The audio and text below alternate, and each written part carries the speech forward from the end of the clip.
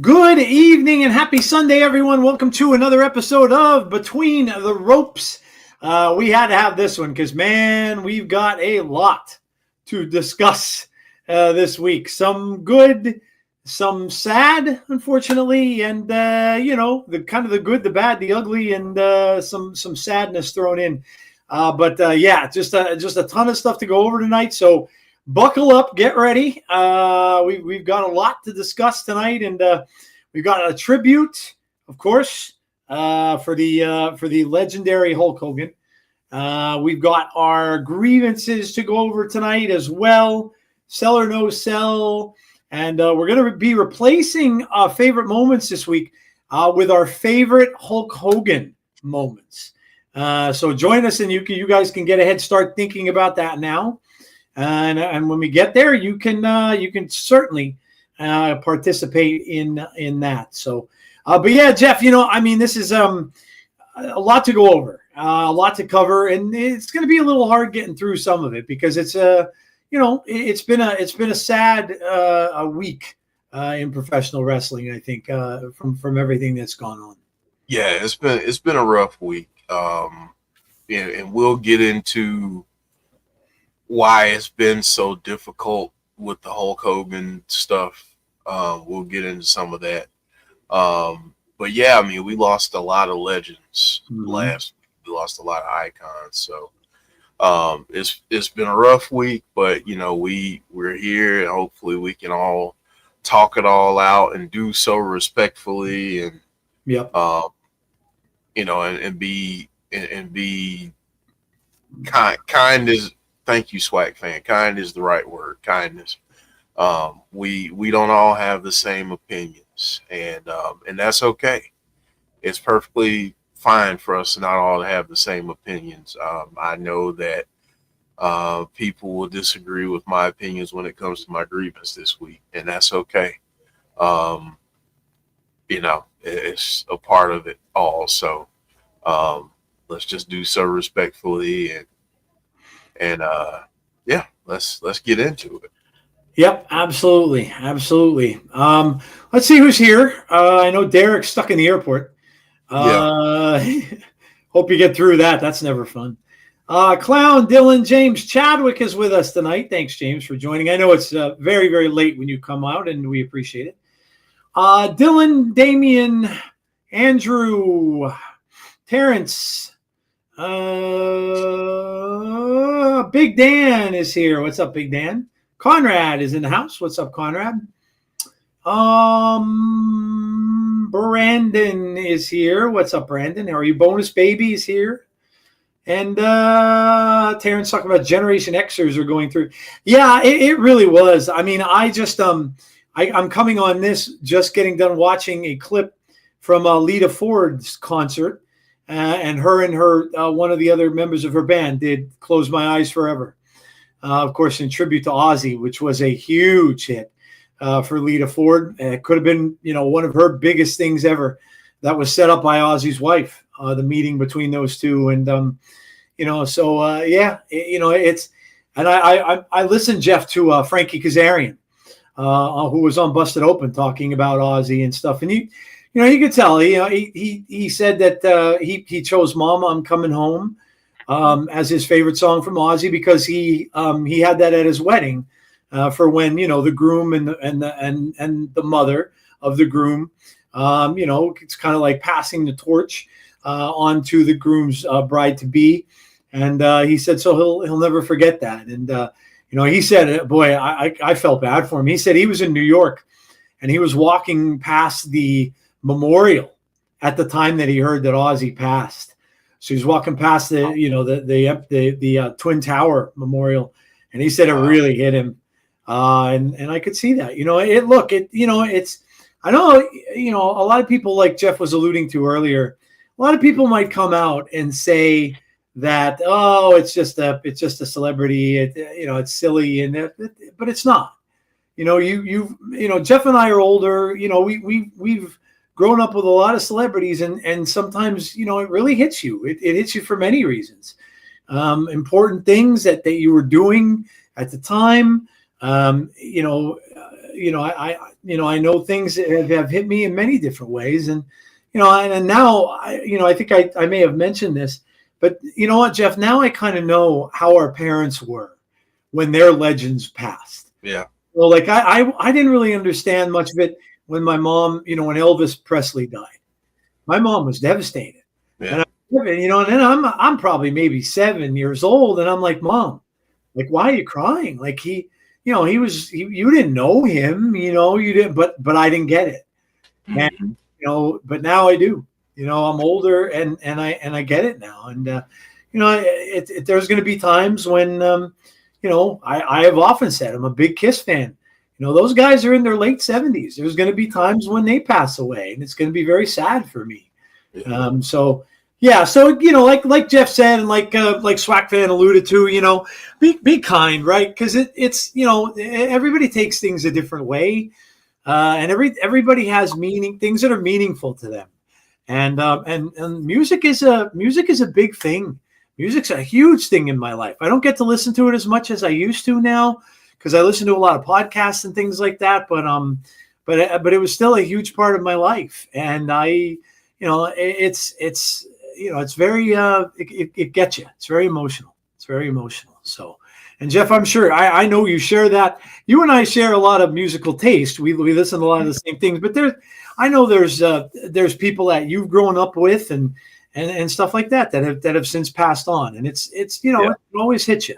So yeah. I mean, it's tough, man, because what I don't think a lot of people take into account is that in some cases you grow up with these people, and you see them go from a child star in some cases or a young star to an adult and someone that's your age or maybe a little older, and you're like, wow, it feels like they're family in some ways. And either you're watching their TV shows, or in Hulk Hogan's case, seeing all the stuff in wrestling, or with Ozzy, listening to his music. And man, it's people underestimate that connection that you build with a celebrity through consuming their art. Yep, absolutely. A lot of times that kind of stuff is there with you through bad times. Yeah. You may be going through it, and you look to that music or wrestling or other things to kind of help you climb out of that. And so just like that's really going to be an underlying theme for the show tonight. Just just be kind, right? Just be kind. Realize that people take things much differently than you do, and stuff like that. And everybody has something that they really care about, that can hit them hard. So yeah, just keep that in mind as a kind of an underlying theme, because we're going to go through a lot of that tonight. And like Jeff said, hopefully the little get together here that we're having will kind of help people to cope a little bit, and stuff like that. So and remember the good times. So yeah. All right, well, let's get into the first part of the show. We're going to remember Hulk Hogan. We're going to talk about his legacy. We're going to talk about the controversies, everything in between. So, get ready for your comments and opinions in chat. Please do so respectfully, I ask. So, yep. Play this, and then we'll be back on the other side.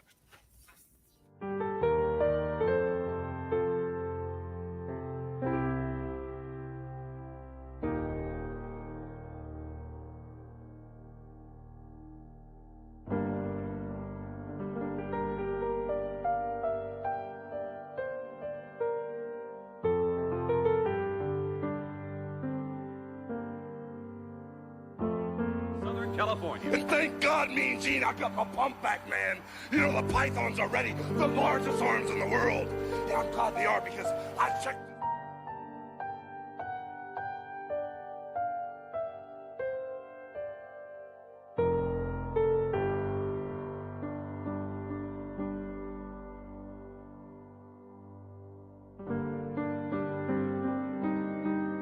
Train, say your prayers, eat your vitamins, be true to yourself, true to your country, be a real American. Whew.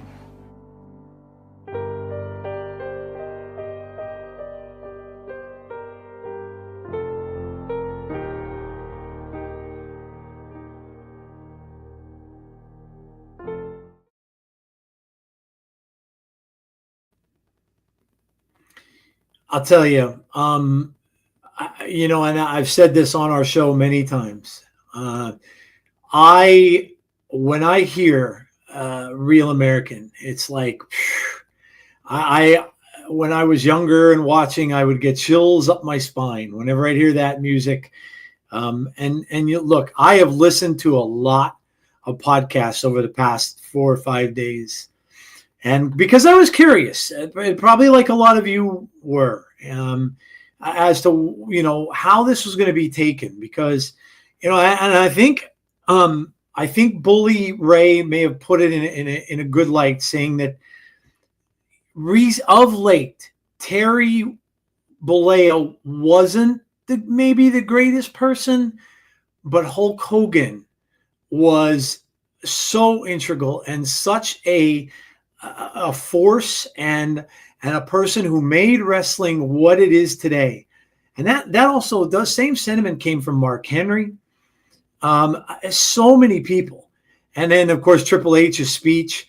And I'll tell you what got me, seeing poor Jimmy Hart sobbing his eyes out, standing in front of that line. And you could see, those two were extremely close.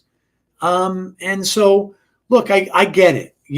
When people get older, and they age and they go through a lot and they go through surgeries and they, and I'm not saying that's an excuse for anybody to act poorly, but, I think we want to dwell on what he did for professional wrestling.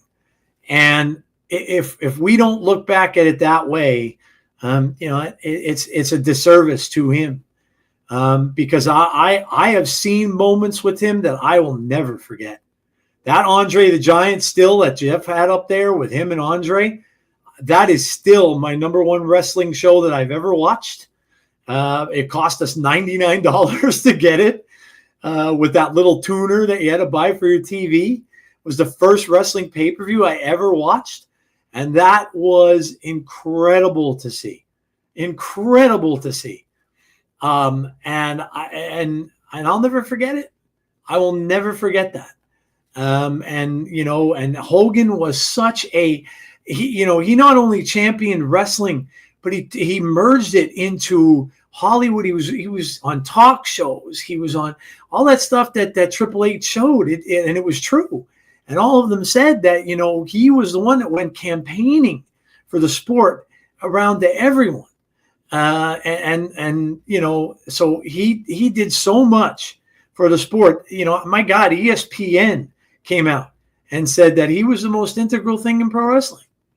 Without him, pro wrestling that we know today doesn't exist. So yeah, man, look, he is undeniably. We talk about Mount Rushmore, Jeff, how many times on this show, right? Yeah. He is undeniably on Mount Rushmore. Undeniably. You can't not have him there. And is everybody always going to be a great person? No. And he made some really dumb mistakes, and mostly recently. But it still doesn't say about him what he did. And you know what? When he was in the Hulkamania times, he was great with kids. He would go visit kids in the hospital, much like John Cena did. He would, he always was doing things for kids and things like that back then. So, yeah, I'll be the first one to admit how important he was. And they are all right. All those wrestlers who said that they owe a great deal to Hulk Hogan. A lot of them said they owe their careers to Hulk Hogan. In fact, Mark, I had a chuckle because Mark Henry said he kind of wished he listened to his advice, because Hulk was telling him, because he saw Mark was using the leg drop, and he said, "I'm going to tell you, brother." He said, I destroyed 2 of my hips doing that move, so you just better be careful. And Mark said, I didn't listen. And he said, and now I'm having hip problems and hip surgeries and all that kind of stuff too. So yeah, I'll never forget those times. And it was a big part of my life. Wrestling was back then. And, I looked forward to every time I saw him battle, whether it was Andre or whether it was King Kong Bundy. How many times did they battle on Saturday night's main event? Sid Vicious. Hulk took on all the big dudes, all the big guys. And then what about Rocky III? Thunder Lips, right? I mean, come on. That was even before, Rocky was already pretty big. But Hogan wasn't even that big during that. So, yeah, it's just, look, we have to say thank you to him for what he did, just like all the wrestlers do, for what he did for pro wrestling. So, yeah. I think, I echo a lot of those sentiments. I think if you were a kid or a teenager in the 80s and you grew up during that time, you either loved Hogan or you didn't like him, but at some point you probably were a fan of his. I know that I had my Flintstones vitamins and I said my prayers because of he was like a real life action figure come to life. Yep. It was like a superhero. Yep. On screen every time you saw him, and then you'd see him in movies and TV shows, commercials, talk shows. Those would be the times that your parents would let you stay up long enough to watch Johnny Carson or something like that when he would be on there. So yeah, his what he did in terms of the business, and we'll get into the controversies and stuff next, but what he did for the business, it can't be understated. He elevated the business in a way that I don't think people truly understand, or maybe they do, but they just undersell it because of the man behind the character. But the character of Hulk Hogan, my goodness, you can't. He was synonymous with wrestling in the 80s and 90s. And even now you talk to a random person on the street who maybe hasn't watched wrestling since they were a kid, and maybe they're in their 50s or 60s now, they know who Hulk Hogan is. So, all right, because I know a lot of people are bouncing around. I wanted to start this one off, Joe, because I want to be Sure. Yep. like unequivocal Yep. about what I want to say. Mhm. I think when it comes to people, characters, we have to be able to, at some point, separate the character from the person. There are a lot of athletes, a lot of actors, a lot of musicians, a lot of people that I've enjoyed their work and their art over the years, but we hear stories about despicable things that they've done. Hulk Hogan going on a N-word laced tirade with someone. I lost a ton of respect for him that day. Being a racist is not okay, and it's not a little thing. It's really inexcusable.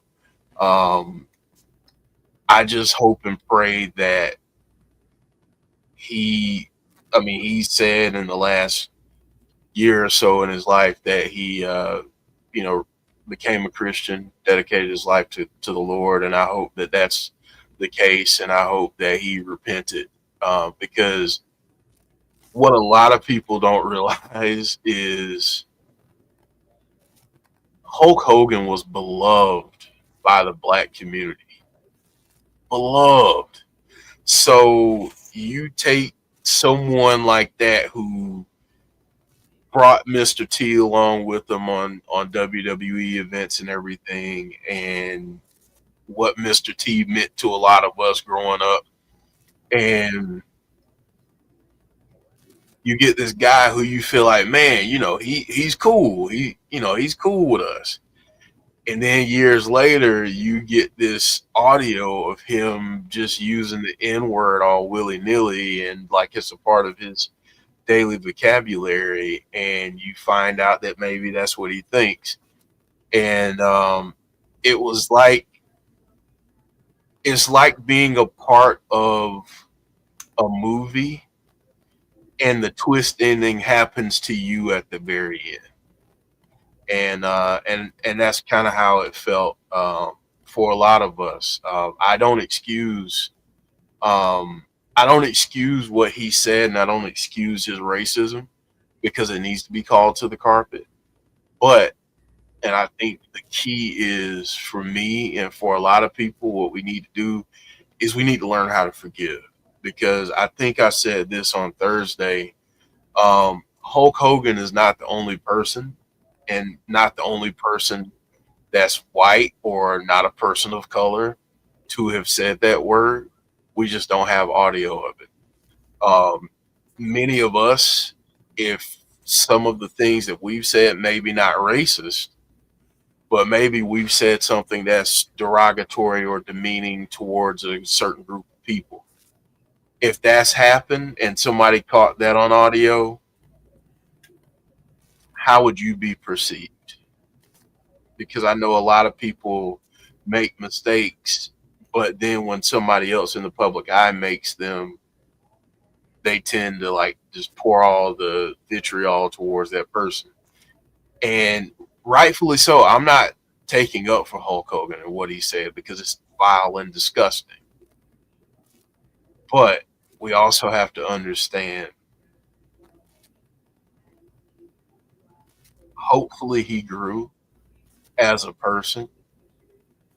Hopefully, and I know a lot of people were not happy with his apology, or if you thought it was an apology or not.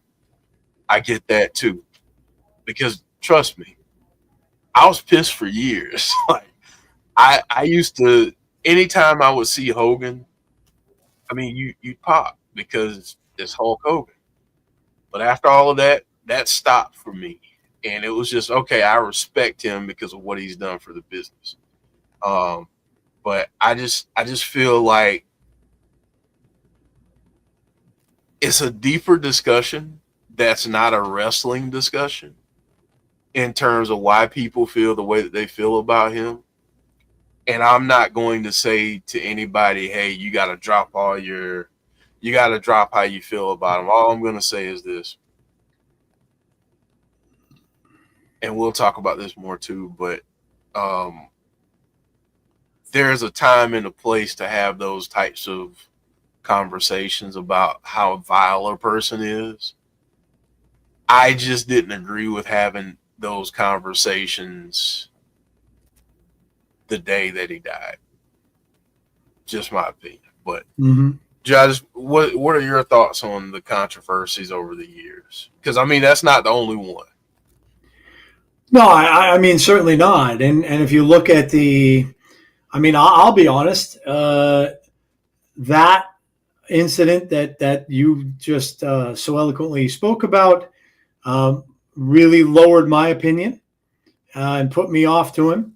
And the more recent actions of his, shall I say, political beliefs and all of that kind of stuff, I got tired of seeing his beer commercials. I didn't even want to see those anymore.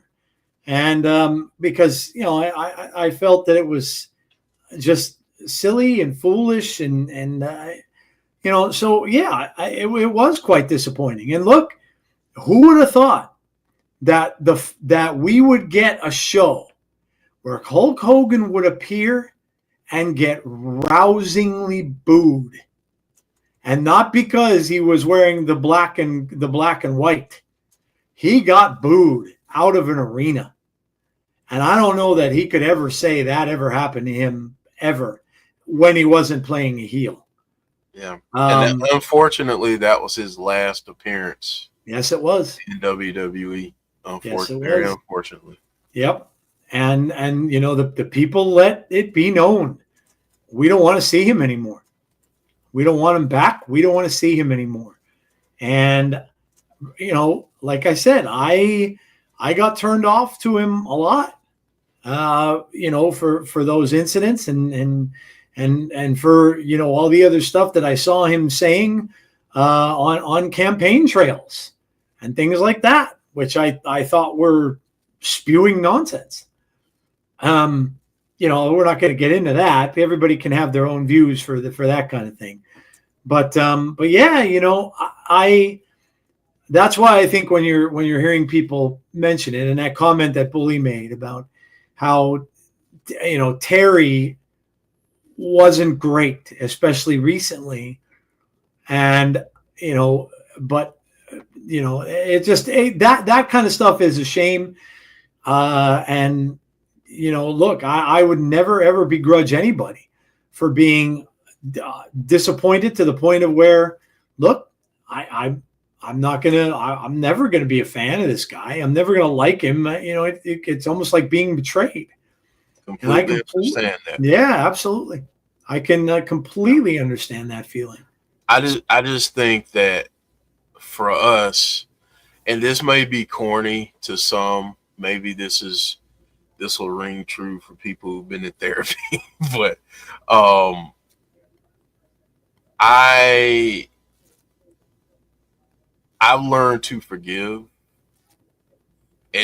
I didn't say forget. I said forgive. I've forgiven because holding on to that, I mean, Terry Bollea, Hulk Hogan, he didn't know me from a can of paint, so my opinion doesn't matter. But I'm sure that he realized I'm trying to think of the correct word, but there's a certain level of responsibility you carry when you're a public figure, especially someone like him. And, like, he let us down. So I've learned to forgive that. Personally, I know some people are like, well, maybe it was a bad day. I'm sorry, but racism doesn't just come out like when you stub your toe or something. It's kind of deep. It's deep seated. It's not like, oh shit, I stubbed my toe and then let me use a racial slur. It's not like that. So the people that are like, oh, he made a minor mistake. It's a little bit deeper than that. But again, I think we have to get to the point where it's like, okay, the person behind the character, not a fan of his, but like Swag Fan just said, who am I to judge? Ultimately, I know that if I'm a believer, I'm a Christian, even though I just said a bad word, I'm sorry. But I know that when I die, I'm going to have to account for what I've done. And if I haven't repented, then that's not good. And that's between me and God, so that's who I have to answer for my sins to. And he does too. So again, that's just me. But Joe, moving away, this still kind of a controversy, but some of the reports on his health of his kind of final months and days were all over the place. You had one camp saying that he was not well, and then you had other people saying, oh, he's doing great.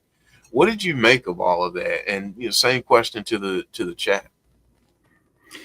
I think we live in an age now where you're going to get all this kind of stuff from people that think they're in the know. Oh my God, I heard so many different stories. I heard a story that said that he had multiple back surgeries recently. And then I heard that he was in a coma from the surgeries that he had most recently. And that's when he died. But then I found out that he died at home. And I'm like, I don't kind of think a hospital would have let a guy go home if he was in a coma. It's so hard to know, right? What's true and what's not, and what comes out and what doesn't. And especially when it comes to celebrities, because again, you're going to get all these TMZ, reports about people, and this. To be honest, and this goes back to me with Bray too. I hate to say this, and maybe it's going to come off as sounding mean. It's none of our business. It's none of our business. If the man is truly sick, dying, whatever the case might be, that's between him and his family and his friends. That we don't need to know anything about it. We don't ever need to find out anything about it. Because the fact of the matter is he's gone. And it doesn't matter. It doesn't matter how it happened or why it happened or anything. It doesn't matter. He's gone. And it's just like, when Bray passed and how sad we all were and devastated we all were. And all we wanted to find out was why. What happened? What was the answer? What caused this? But you know what? It didn't matter. And none of us found out until they put the video out and how he had some kind of thing going wrong where he wasn't breathing properly. And then, for whatever reason, he didn't put the heart monitor on, and he went and took a nap. And it was that simple. He passed away. Look, Jeff's a religious guy. I've grown up in religion. When it's your time, and no matter what you believe in, if that comes calling for you, it's your time. It honestly, all this kind of stuff and stories and this and that and whatever the other thing, it doesn't matter. It doesn't matter. He's gone. Right. And it doesn't matter why. But I think what we have to realize, Jeff, and you were mentioning the stuff earlier on the previous segment part. I just wanted to add one little quick thing to that too. Yeah. Ozzy Osbourne, for as many people that mourned him, let me tell you something about Ozzy. Ozzy wasn't a great guy all the time either. Do you all know that Ozzy tried to kill his own wife? It's true. I mean, she came out and told the story. So not everybody is going to have shining moments in the sun. We've all had, myself included. I've had very low points in my life. We all have. That doesn't excuse it.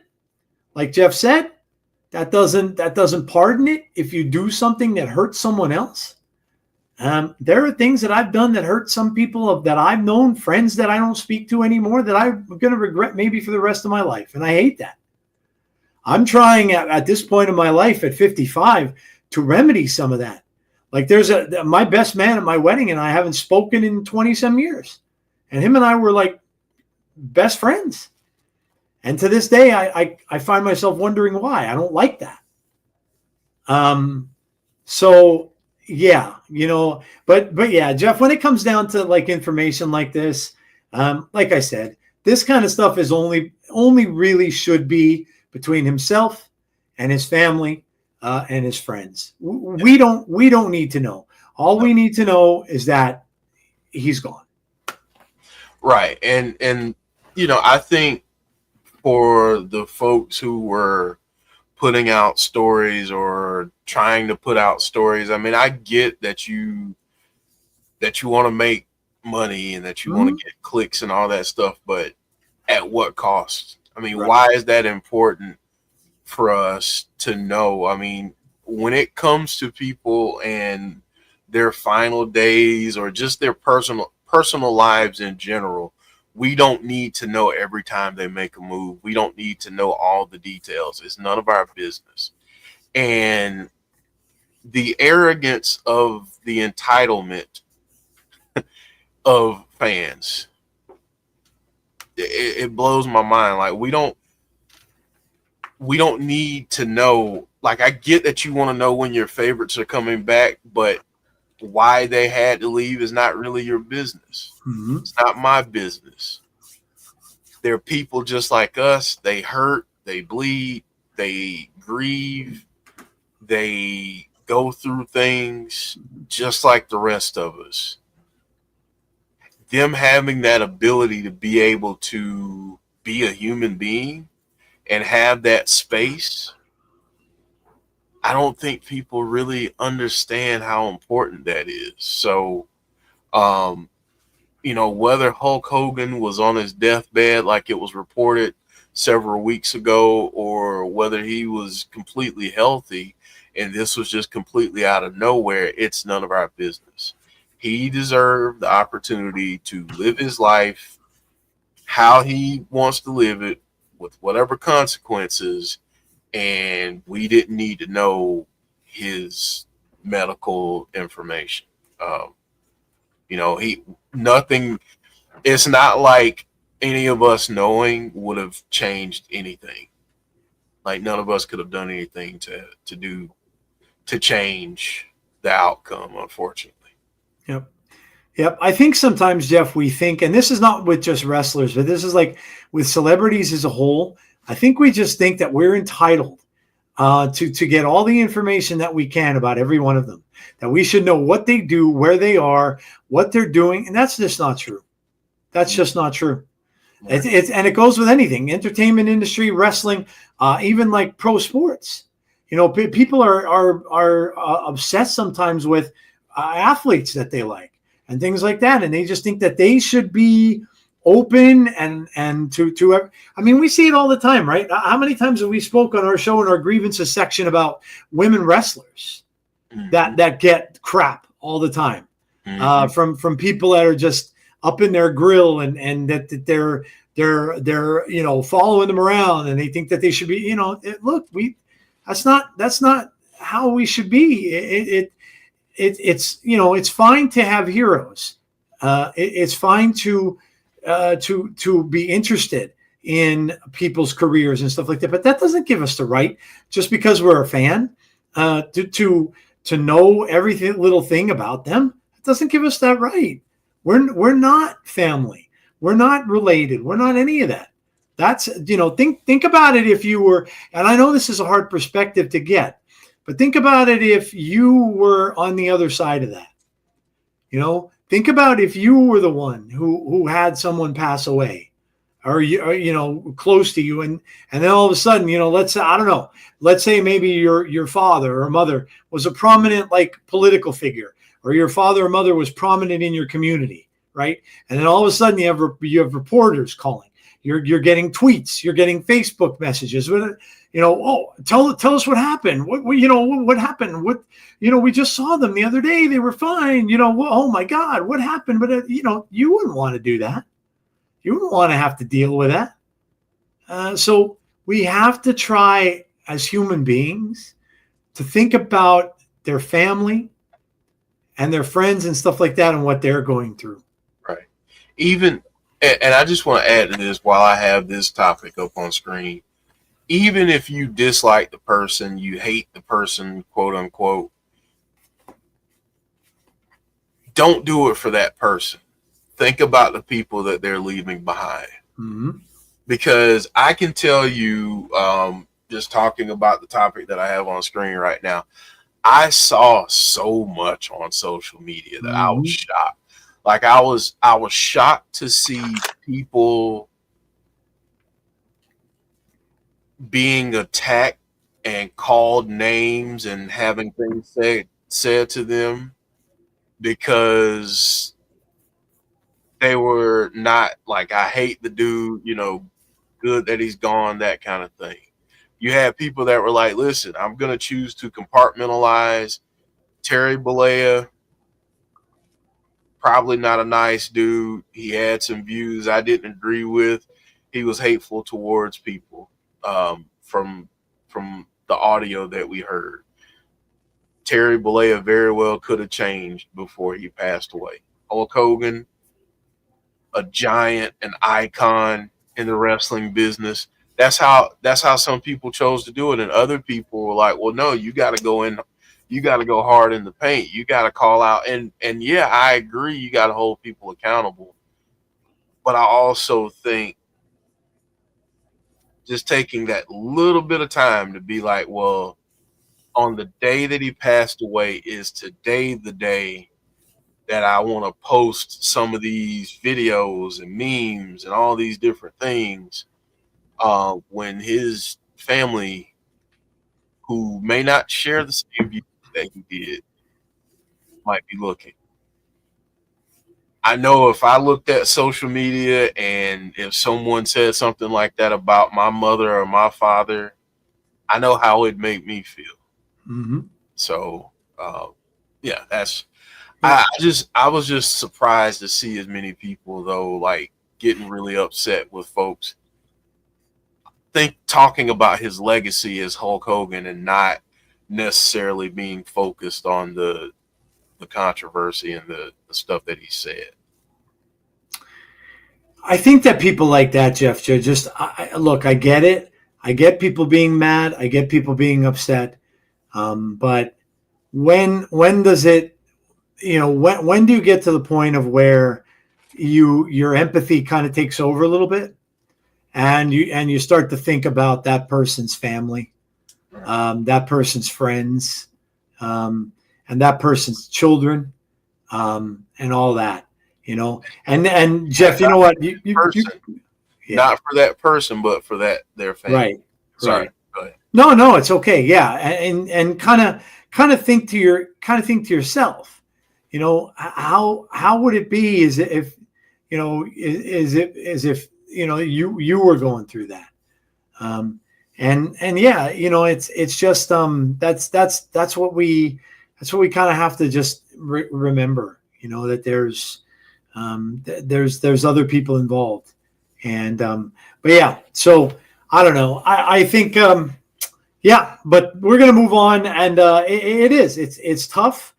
Look, I've grown up to see a lot of people who I considered heroes too throughout the years, that have not necessarily turned out to be great people. Sometimes, there's that saying, Jeff, I don't know, I'm probably too old to even remember now, but there's that saying is, be careful, who you idolize, because sometimes when you meet that person And if you ever do get a chance to meet them in real life, you may not like them at all, because you're seeing a completely different side of them when you're seeing them in a movie or in a wrestling ring or something else. And you might not really like that person much at all when you do finally meet them. So, and it's true.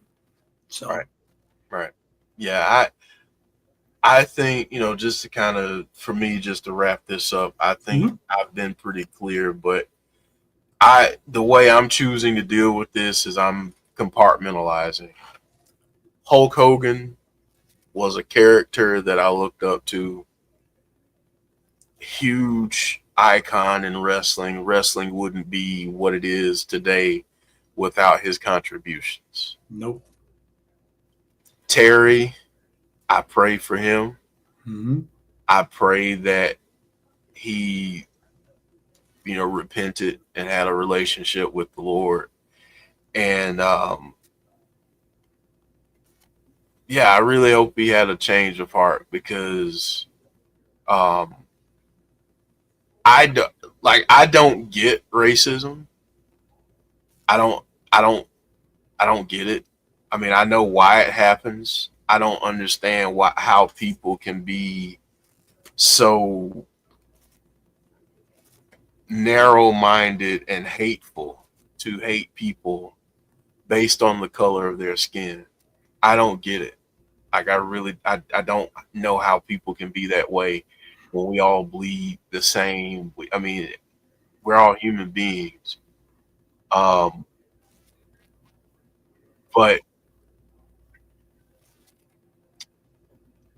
I know that, for me anyway,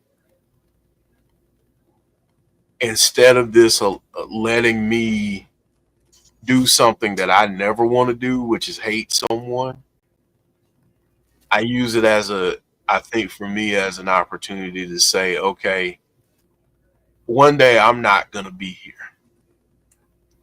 How do I handle relationships? How do I handle treating people?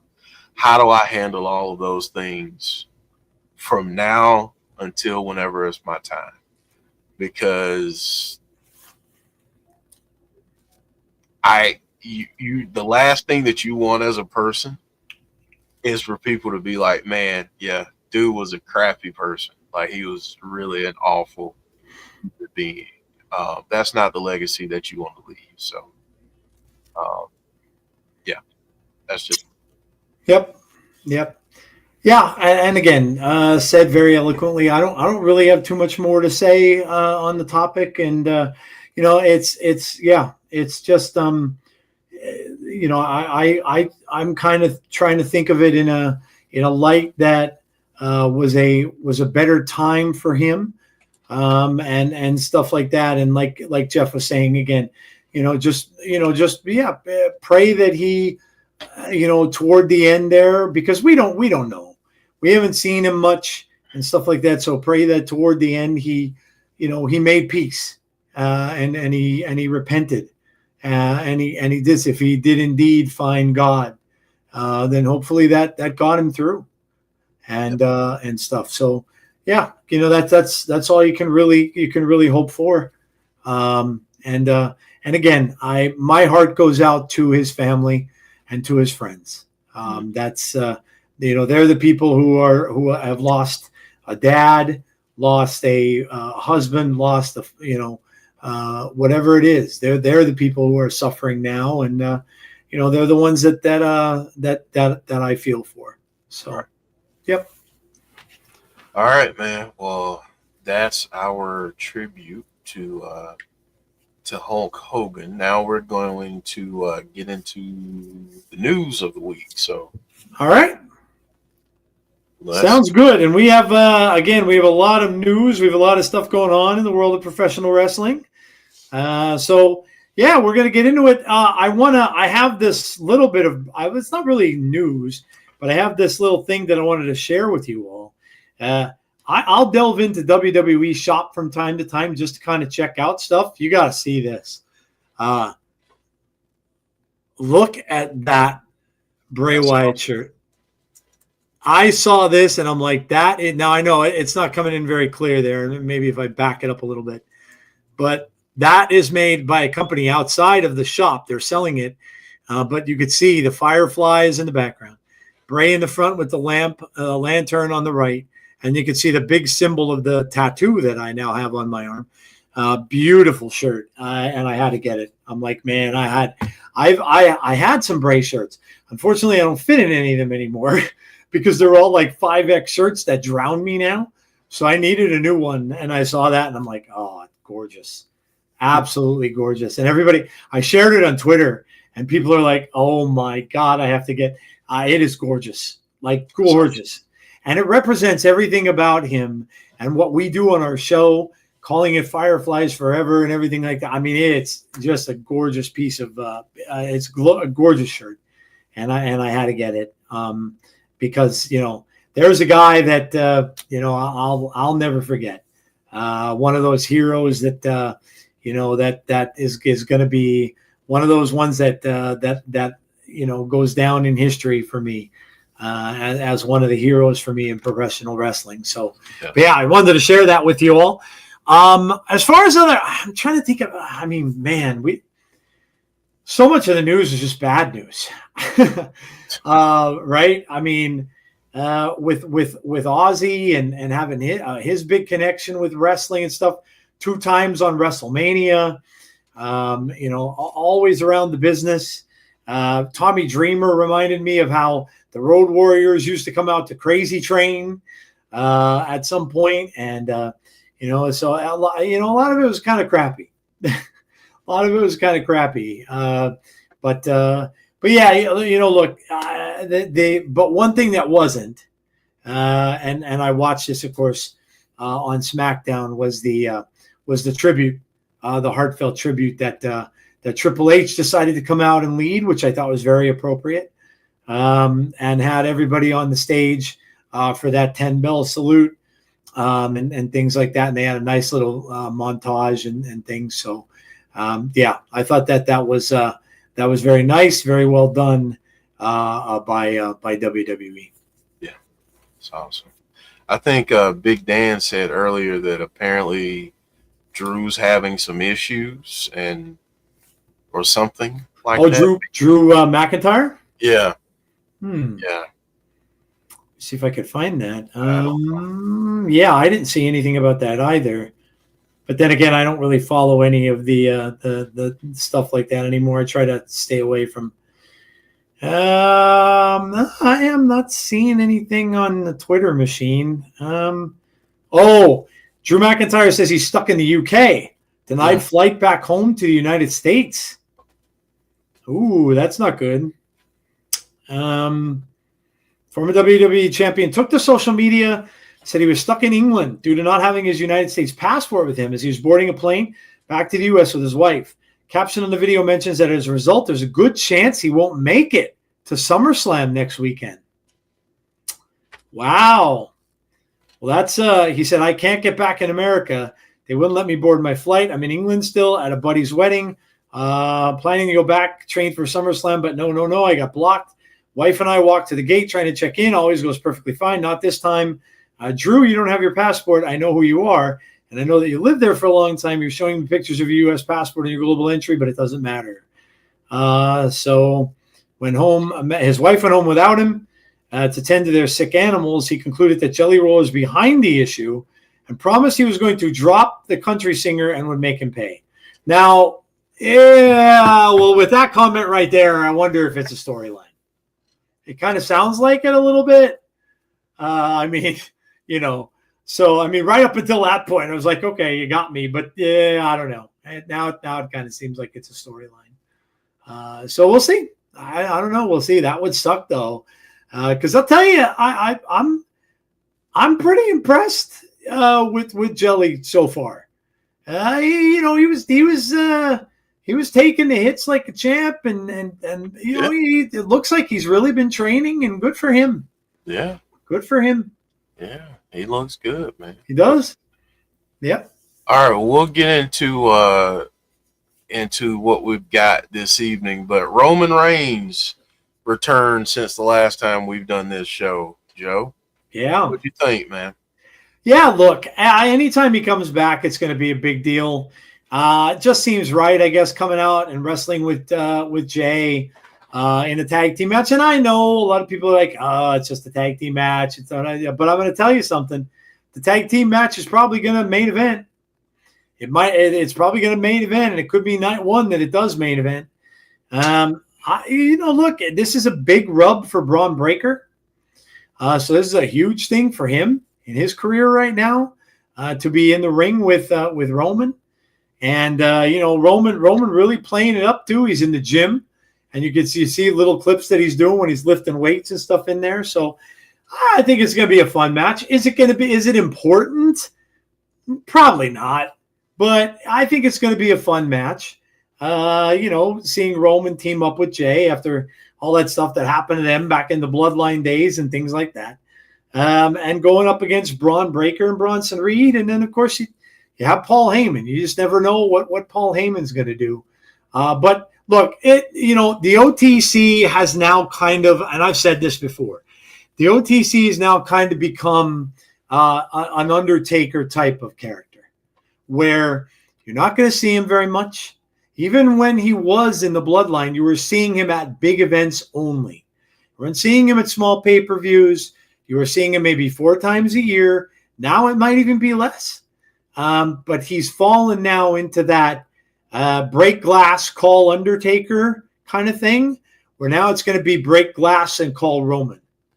Look, I mean, it's so crazy how his story has gone and where he's come from, right? Taking the title off of Bray Wyatt, off of The Fiend, the way he did, right? And then going through that whole Bloodline story where people hated him. And now he's getting the overseas chant that has become such a big thing, where they're doing the Roman Reigns. Yeah, I love that. It's crazy. It's crazy how far he's come, and how he's turned everything around. Somebody even reminded, they were talking about on the radio, Jeff, and you bring this up sometimes about the dog food thing. Mm-hmm. How far has he come from that? Man. As Randy Orton once said, that was the drizzling you-know-whats. Yeah, right?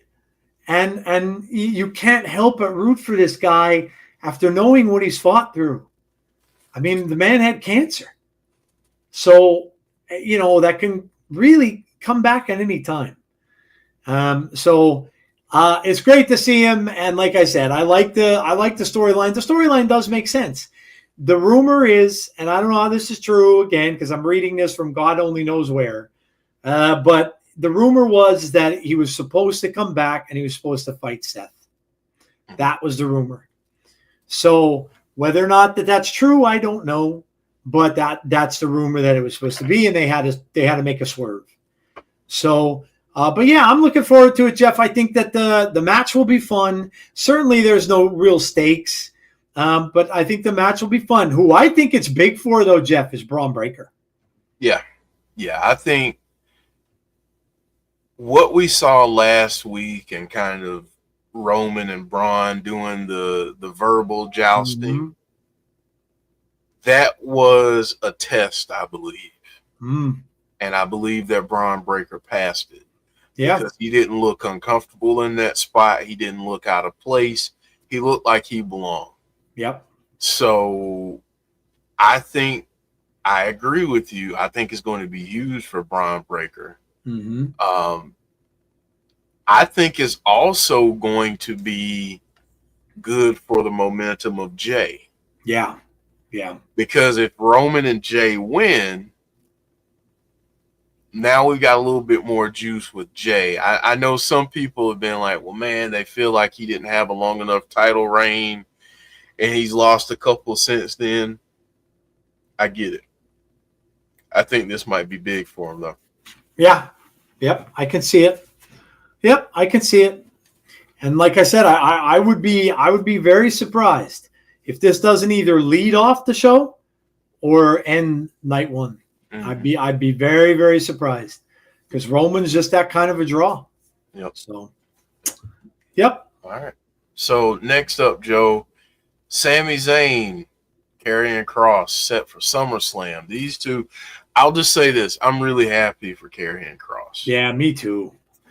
Yeah, it's about time, man. I'm really glad that they're finally recognizing what a lot of us knew, including Bray, what they knew about this guy, and I'm glad that they're finally starting to see it, the talent and stuff like that, and you know, I'm sure Sammy's probably got a great deal to do with this.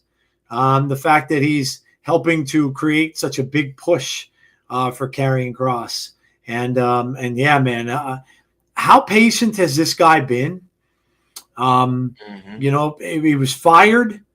He was rumored to have been starting a new company with Bray. And then they got both called back. I mean, this guy still to this day in wrestling for me has one of the coolest entrances I've ever seen in NXT.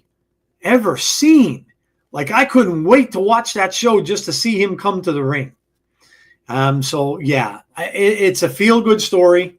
I'm happy for him. Even though he's a villain, even though he's a heel, I'm happy for him. And you got to say kudos again to Sammy as well, because he is doing everything he can to make this happen for Karrion Kross. And Sammy's at the point in his career where he can do those things. He's like Kevin Owens, where Kevin Owens was doing that kind of same thing for a lot of people in his career too. So yeah, I'm super excited. I love Jeff when he got that reception that he got when they were over in Saudi. Yeah. Which was great. I mean, Scarlett was tweeting about it. She must have been thrilled.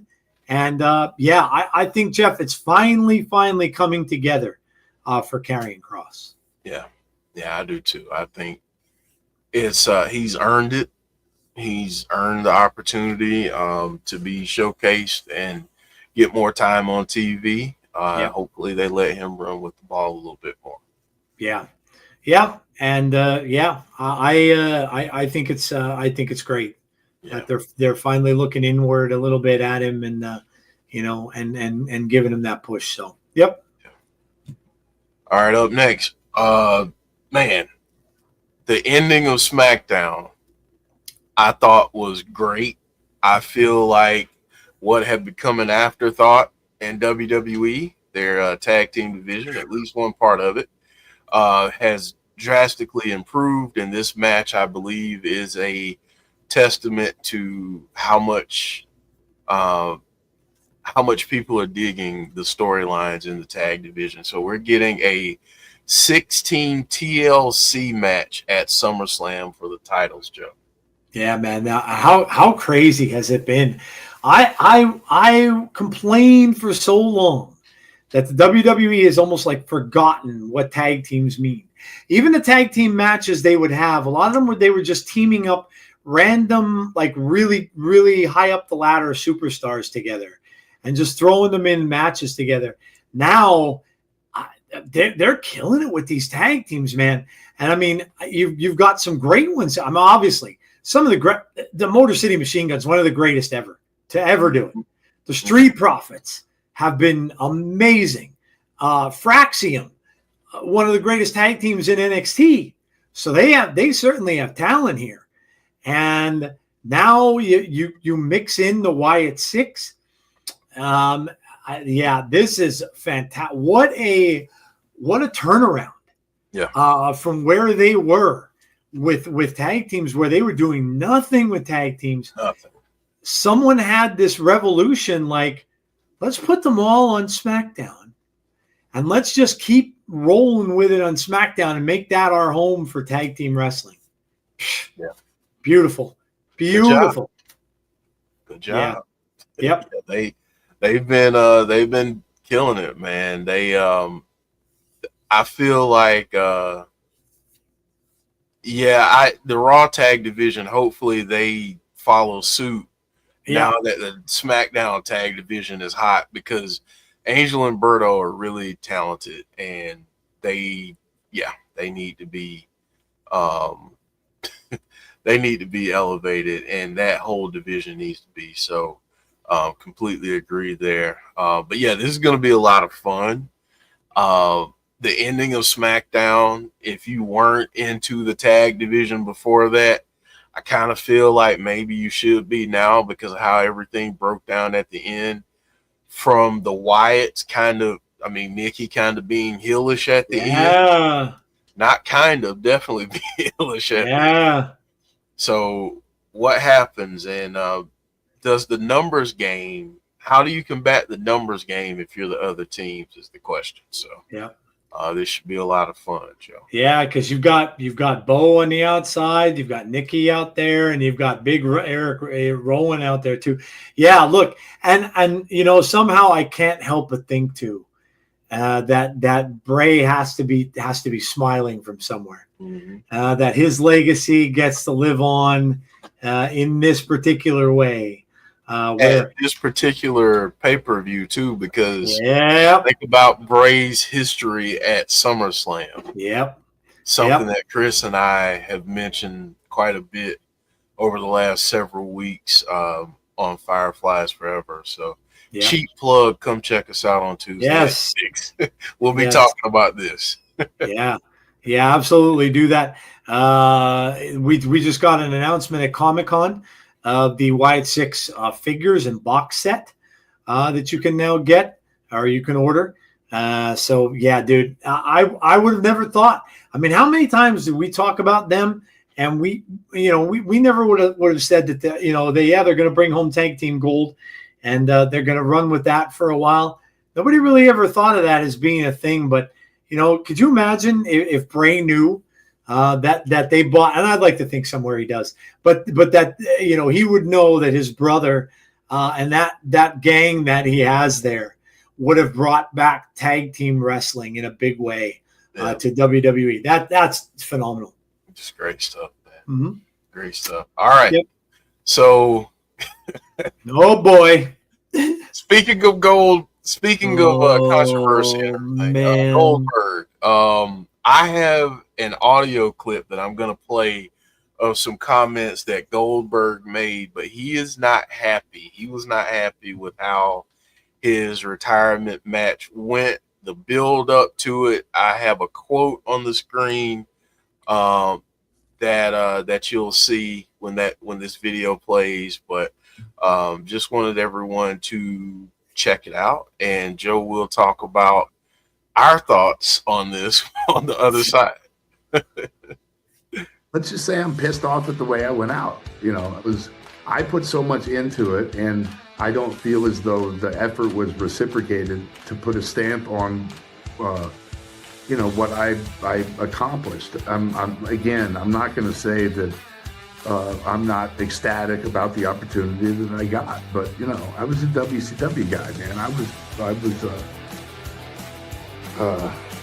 I don't know, man. I don't know. I think it could have been done a little bit different. That's all.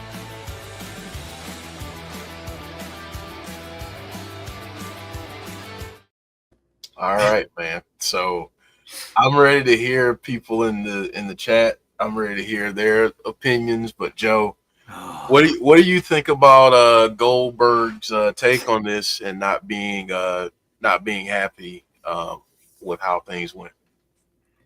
It's almost like Jaws, right? Just when you think it's safe to go back in the water and root for this dude, and then, when I heard the rumors about this, I'm like, it's probably just people overblowing it. But dude, like okay, I get it.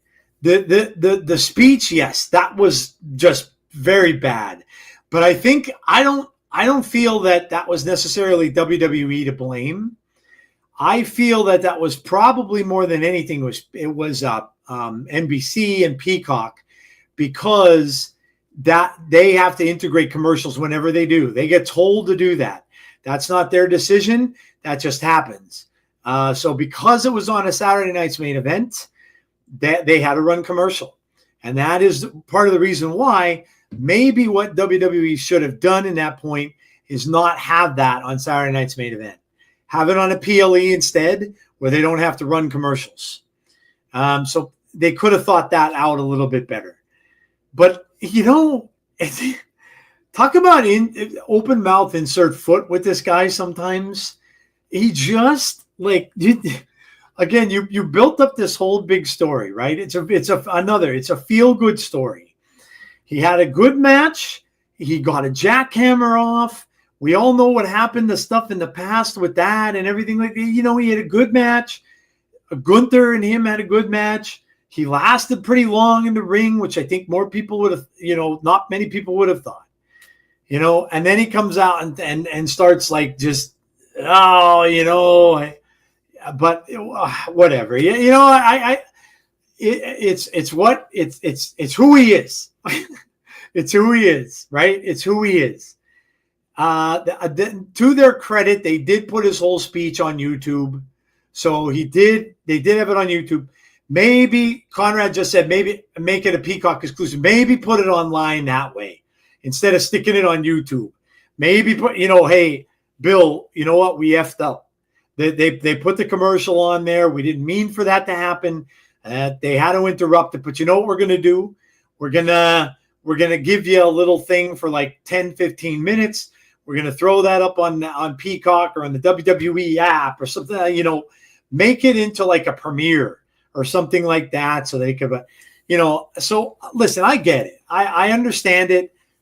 Do I think there's animosity behind it because he's a WCW guy? I don't think so. I don't think so. Because if that was the case, would they have really done this at all?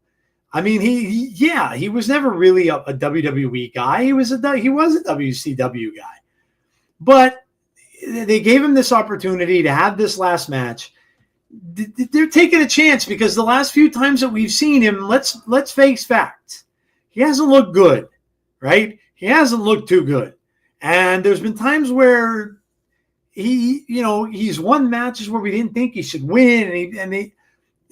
So yeah, look, it's fine. I get it. He has his own opinions and he has his own, things to say. And I can understand the point about him getting cut off 100%. But I don't know, man. I think that, the last thing you want to go out as is with the sour grapes and stuff like that, and now people are saying, well, maybe he'll head over to AEW and he'll have a proper last match there because I don't know. Who knows? Maybe he will. I have no idea, but yeah, look, I think the match was good. I think he was given enough time. I think that Gunther and him had a good match. I think it was a good way for him to go out. The speech part of it, yes, they botched it. They killed it with the commercial and everything like that. I get it and could have been done better, but I don't know. I just thought when I heard it, I'm like, oh boy. That's all I could really think of was, oh boy. Yeah, I don't know. I think there are sides to both of it, Jeff, and he does have a point about certain things. But personally, I don't really think he could go back and complain about the match too much because I think honestly that the match was fine. Yeah, and the match I think was fine. I think he said something about there not being enough of a build up to the match. Yeah. I mean, I don't know. I'll get to the AEW of it during my grievance. But I just feel like I see both sides of it. I feel like because in the interview he said that maybe the match went a little bit long. Which is very well could have been the case, and maybe they were making up for that time because, like folks think, and the rumors are that Seth was supposed to run out and cash in. Maybe they were making up for time of that, lost track of time. Who knows what happened? Regardless, if you're WWE, you gotta be able to have a little bit better time management in that situation because it is his last match. You've built it as his last match. So yeah, if he wants to make a speech at the end, and you know that he's going to make a speech at the end, carve out those 5 minutes, or don't show us any of the speech at all. Only record it for the people live there. And like Conrad said, make it a Peacock special. Hopefully they got footage of him the entire day. Make it a mini documentary, Goldberg's last match, and put everything there, put the match in there, and then put his speech. And there you go. You got another piece of content for people to consume. That's a good point. Yep. Just my personal opinion. Yeah, that's a good point. Yeah, I and who knows, Jeff? Maybe they will. Maybe they will, right? Yeah. It's maybe a little late now, but who knows? Maybe it will be something that they'll consult with him on and do something down the road. So yeah, and I will say, go check out the entire interview with Ariel Helwani because it was really good. Mm-hmm. Ariel Helwani is so good at doing interviews and does a great job. So go check it out because it was a really good interview. Last couple topics, Joe. Jay White has been dealing with a shoulder injury and hand injury, and it looks like he's going to be out for a little bit longer than first anticipated. Yeah, it's a shame, man. This guy is just really good, and when you lose somebody like this, it's hard. He was really getting pushed a lot in AEW, and rightfully so. He's just a fantastic wrestler and an amazing athlete. And yeah, unfortunately, sometimes it catches up to you and it puts you out for a while and the body isn't as quick to recuperate as it was at one point in time. But all we could really say is we hope he gets back soon and gets back to wrestle as much as he can. News like this you never like to see, especially with a guy like this. Right. I mean, one of the best in the world. Yeah. When he's healthy and going. Yep. Really hope for speedy recovery for him. And it just goes to show you how loaded all these companies' rosters are. Yeah. Because, I mean, to not have him on your roster right now active, but you're still doing, really good TV and everything, I think think that shows that, but definitely wishing him a speedy recovery. Yep, absolutely. All right, Joe. The Knockouts division got a little more depth in Mara Sade, and I know you wanted to say Sade as in the singer. The singer on Thursday. Smooth operator. I had the biggest crush on her. Oh my gosh. Yeah. Yep. Formerly known as Jakara Jackson. She is now a part of TNA. Big signing. I love it. Look, and this is what we talk about with this NXT partnership. I said this when we saw her debut. This is another part of it that I think people aren't really thinking of much. Is that you're going to have some people that maybe just don't fit or are not in NXT's plans, and then you have a bit of a depleted women's division in TNA. They have been a little bit this year because of injuries and whatnot. Now, like I said, Rosemary's out. I think she's going to be wrestling soon, so maybe she's getting over the injury.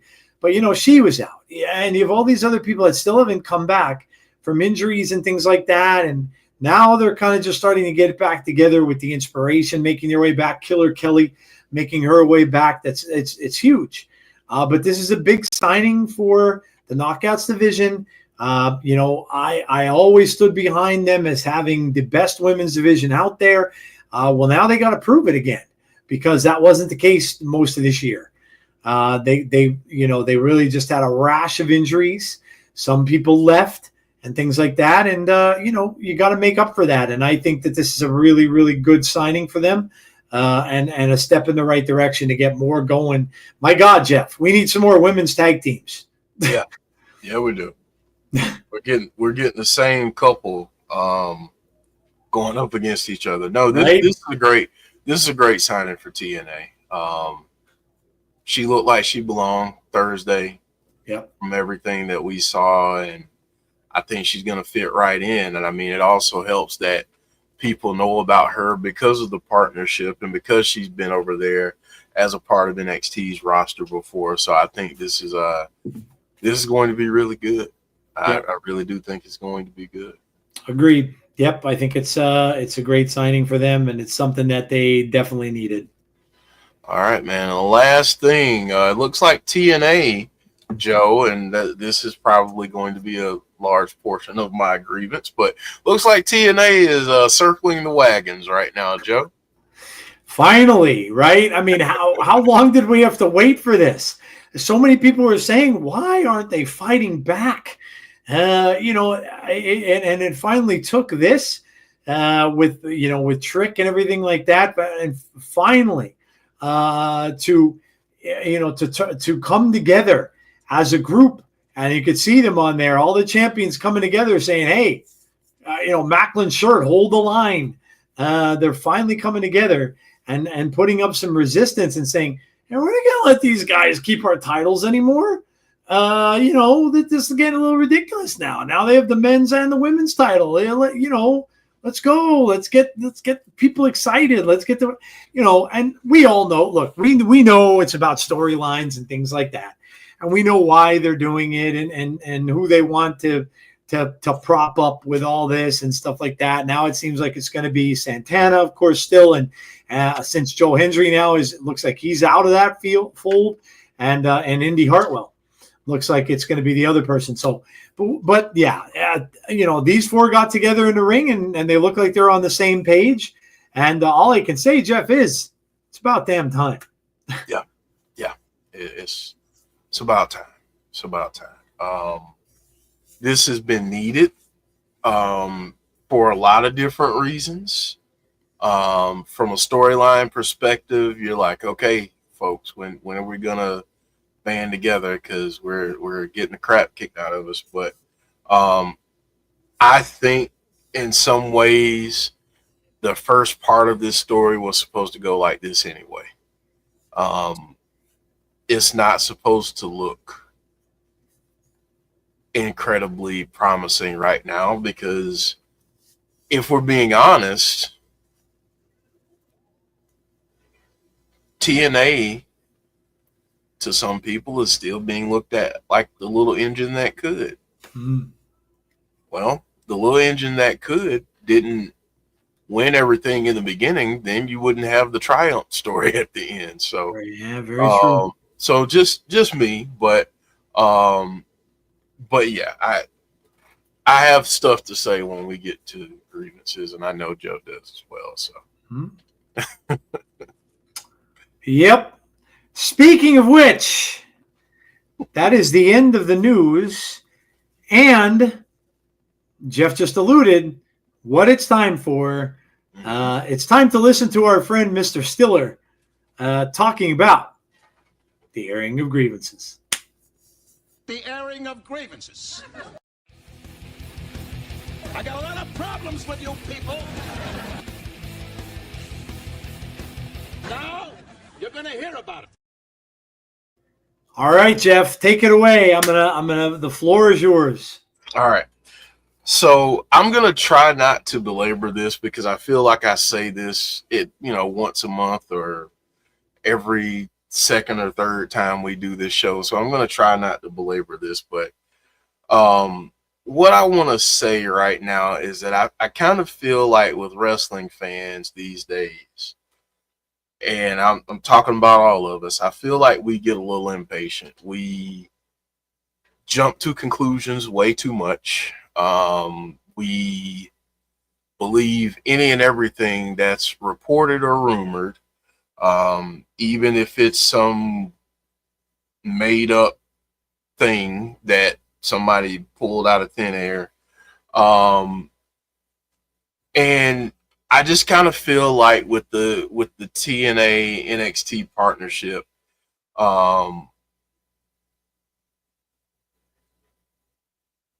people are just jumping just jumping way too far ahead.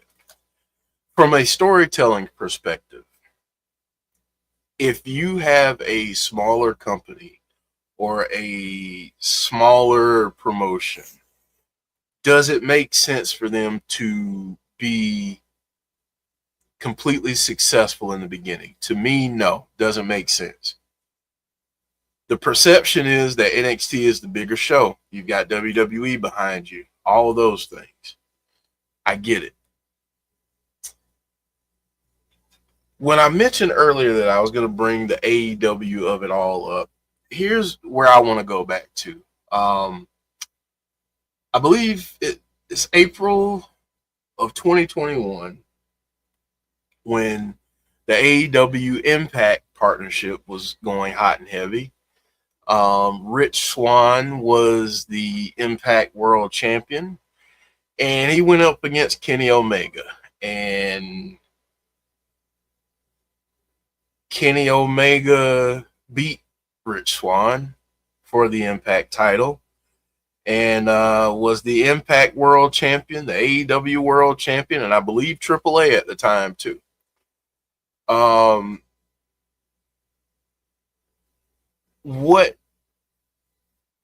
Where I get confused is I remember there being some rumblings in the beginning from Impact fans who said, man, this doesn't look good. You know, the other company has our title.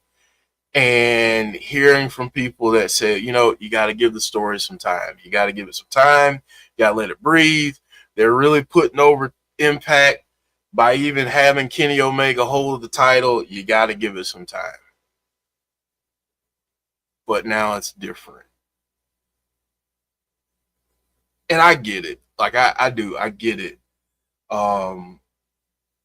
I get why, because the letters in one the letters are different. So last thing I'm gonna say, and then I know Joe has stuff to add. Last thing I'm gonna say about it is this. I believe that Impact at the time could have gotten more out of the partnership with AEW. I feel like there were more matches that could have happened that didn't happen for one reason or another. I feel like the focus was really top heavy, and where I feel like this partnership, you got more matches, more people getting involved throughout the rosters, both rosters. It's bringing people that don't get a lot of time on NXT possibly over to TNA, and you're also introducing TNA folks to a broader audience. All that being said, I think a lot of this just comes down to tribalism and just not wanting WWE to have any part in TNA being successful, because it may look like WWE is trying to control it or take over or whatever the case may be. And the only thing that I would say to that is, if you're a TNA fan, don't think that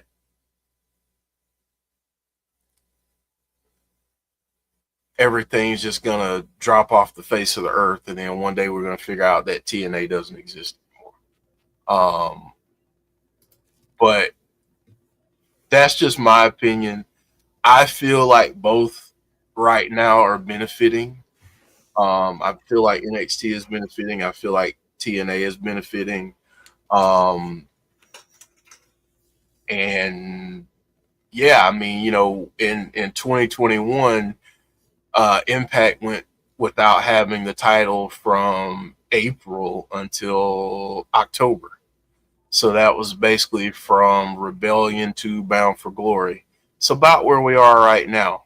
So who knows? But I just kind of feel like we need to pump the brakes. Just my opinion. I know, Joe, you got stuff to add to it. So. Yeah, look, I'm going to throw out a question. If you're a TNA fan and if you've been watching whether it's with us or however long that you might have been watching. I know there is so much love out there for Scott D'Amore. And I get it. I love Scott too. I think he was tremendously passionate about TNA, very involved with everything with TNA. I get it. But look, it's been how long now? And those same people that are on that train, right? That are on this Scott D'Amore train. Are you going to tell me that the company is in a way worse position now than it was when Scott was around? I think it's a pretty simple question. I would say no.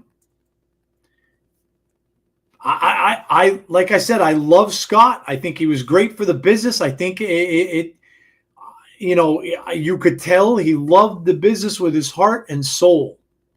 But personally, I think they're in a better position now than they were before. They didn't sell out a stadium in New York when Scott was around. I mean, this is just plain numbers, guys. Okay? So I think just like with anything else, when someone that we like, we care for, whatever it may be, is gone or no longer there, here's another thing, and this is no knock to Scott D'Amore. Like I said, I loved him too. Mm-hmm. Has any big wrestling company tried to sign Scott D'Amore? Has AEW reached out to him? Has WWE reached out to him? Has NXT reached out to him? No. So we as fans, we see one side of things. We don't know what happened there. We don't know what the conversation was there. Was Scott pushed out the door? We don't know that. We weren't there. All we know is what we hear by way of I'm not even going to say the word. And I think that, like Jeff said, I can only go by the people that I speak to personally, the people who I know personally, who have been, friends of mine for a while now and are fans of one company or another. But I know a lot of people that were completely, in one way or another, put off by WWE. And I could go into any number of reasons why. Okay? They were looking for something else. And then along came AEW. And they right away were like, when they saw the start of that and Jericho and everybody there, Moxley and all that, Cody, they went right over and they're like, oh, this is what I was waiting for. I couldn't wait to be able to turn my TV off of WWE. And WWE was in a pretty rotten spot anyway. They were terrible. They were terrible. Jeff and I we've said that countless times. They were doing terrible stuff. Mm-hmm. Their shows were unwatchable. They were awful, But again, I think people need to remember who was in charge at that point in time. And I think everybody has to kind of realize that whether you choose to believe it or not, this is a different WWE than it was before. Do you all think that under Vince McMahon, this TNA thing would have ever happened? I don't. I absolutely don't. I absolutely don't. So this is a new era that we're talking about here. Is it perfect? No. They make mistakes just like everyone else. But do I think it's different? And yes, I do. I've seen enough examples of it to see that I do believe that it's different. You have two guys in Shawn Michaels and Triple H that are running these brands. And from the things that I'm hearing, and yes, the naysayers will say that, oh, they're just sticking up for the company. They're just towing the company line. I don't believe that. I do not believe that. And to Jeff's point that he made earlier, I think that a lot of this just stems from that past, whatever it was. And I to this day don't know, one of my best friends completely just, he's like, I'm done. I can't stand it anymore. I'm getting out of this WWE stuff. I'm done. I'm over it. And I've seen the thing with him, and I've seen what he did and where he went with it. And I've seen the behavior from him, because I can only go by my friends and what I see, and I'm seeing that kind of thing from him, where no matter what WWE does, he can't say a good word about it. He can't say a good word about it. He's one of those guys that's telling me, because he knows I watch TNA. Now, he doesn't watch TNA, but he's telling me they're going to kill it. That touch that they have, they're going to kill that show, and you're not going to be watching that show in 5 years. Yeah. And then I find myself thinking, where is this coming from? And the only logical conclusion I can come to is that whatever happened that disassociated him with WWE made it so that no matter what they do, how good it is, or how much changes they make, he will not ever admit. And it's a personal thing, because he can't admit to himself that, you know what, he's right. And not me, but he can't admit to himself, for whatever reason, that it's not as bad as it was before. It was Vince. It was all this other crap that was going on, and it's gotten better since then. And I don't know why. I don't understand that mentality. I don't get it. It doesn't sink into me. And I don't understand that, but it is out there. It's part of all the tribalism that we see every single day in the socials. And to me, I'm not like that. I don't get it. So, if something is good and I like it, then I like it. I couldn't care less. Look, the past is the past. The past is gone.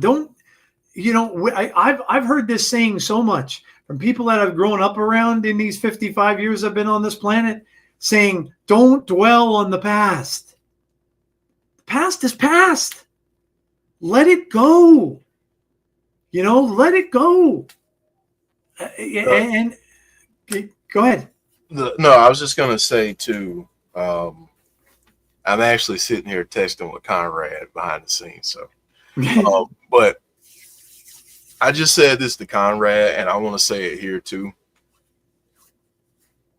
I don't want anyone to think that the stuff that we are saying is us being like all pro WWE and screw everybody else. No. But the other thing I want to say about it is this. The WWE stuff. This is all I'm going to say about it, and then I'm done with it. When we get stories about WWE being awful, and listen, there have been some stories that have been a lot of stories that have had a lot of truth to them, and they've done some really awful things in the past. No disagreements, no arguments, completely get it. But I think some of the newer allegations, some of the newer stuff, the questions that I would ask you is, what source are you getting your information from? The second question that I would ask you is, does that source have any reason to be overtly negative towards one promotion over another. And I think you gotta filter the information through that lens, because I think what's happened with a lot of this tribalism stuff, I'm not gonna go into where it started because I've said that before, but I think where some of this information is cited from and where we get it from is some of the reason why the tribalism is still at a fever pitch 6 years after AEW started. Like, I get it. You hated WWE. It was unwatchable for a long time. Vince McMahon's a piece of trash. They've done a lot of different things. Whatever your rationale is, cool. But I also have to look at, is everything really the same, or are certain people invested in painting a certain narrative? That's just the only question I'll ask you to ask when you're vetting information. Mm-hmm. Yeah, 100%. Yeah. And I could go on and on about all this stuff, but that's really just my opinion. This is what this is. This is our airing of grievances. This is our kind of op-ed piece. If you know that term, it's an old man term. But this is our opinion, right? And that is what I see. Okay, that is what I see. Most of it is on Twitter, which is garbage. Let's face it, worst app ever. That is the worst app for all of this crap. There is never anything good on that app. Most of it is all negative, barring present company, of course, and all you guys that are on Twitter that communicate with us there. But other than that app is just plain garbage. And all it is spewing crap about everything. And it doesn't matter how positive you try to make it, they'll make it negative. So it is absolute garbage. And so I would just say this, and I'm going to leave it at this. When you're watching wrestling of any kind, make up your own mind. Don't let the outside voices determine your entertainment. If I had done that all throughout my life, regardless of what type of entertainment it is, music. I was a Kiss fan when I was 7. Do you think that was easy for me? When everybody else that was probably my age or a little bit older was listening to Zeppelin, Ozzy, all that, and I came out and said I was a Kiss fan, I got that made fun of all the time. But guess what? 40 some years later, I'm still a Kiss fan. Do things for yourself and what entertains you. Don't listen to the noise. Don't listen to all the naysayers that are going to try to make you feel a certain way. Don't listen to the naysayers that are getting paid to make you feel a certain way when they more than likely don't feel that way anyway. It's because they're getting paid to say things. Remember that. Because money makes people do anything. Make up your own mind. Have your entertainment in this life be a thing that makes you happy. That's really all it should be. And if it doesn't, that's okay too. We're all different. We all like different things. And it's okay to like different types of wrestling as well. It's perfectly okay. And don't let other people tell you you suck or tell you that all this kind of stuff, because you do. Like what you like. And as I've said, oh my God, I can't even count the amount of times I've said this. And if you just don't like it, for God's sake, please, don't watch it. Don't watch it. Do something else with your time that's going to make you happy. Don't force yourself to watching something you hate. That's the silliest thing I've ever heard. That'd be like me watching, I don't know, pick a show. It'd be like me watching, I don't even know, like soap operas. Things like that I just don't care for. That does nothing for me. My wife. This is kind of funny, but my wife and my daughter, my youngest daughter, watch this Love Island. I viewed this thing for 3 minutes. One day they had it on TV, and I'm like, I can't watch this anymore. I can't watch, and I would never sit there and try to watch that and think that this is good. It's not for me. So yeah, that's it. That's all I've got. I just, please, guys, for the love of all that's holy, just enjoy what you enjoy. Don't let people tell you what to enjoy, because it's your enjoyment after all. And if it's something that you're not enjoying, find something else. This world goes by way too quickly to get upset about things like that. And if you just downright hate it, it's okay, because there's other things out there for you. So I'm done. All right. So up next, we're gonna do a little sell or no sell, Joe. So we got all right, guys, coming up. We're moving on to sell or no sell. You guys know how this works. We are going to have a topic. The topic is going to be sell or no sell. You will do that in the chat, sell or no sell, and then we need your help. The last question will come from all of you. So think of your questions. You can start putting them up in the chat right now for our last topic in sell or no sell. So topic number 1 up there right now. Mike Santana won't be the TNA wrestler to bring gold back to, won't be the TNA wrestler to bring gold back to TNA. I'm sorry, I screwed No, up. it's all good. That's all good, dude. I saw a wrestler anyway. It's all good, man. It's all good. So what do y'all think, Jeff? What are you thinking, man?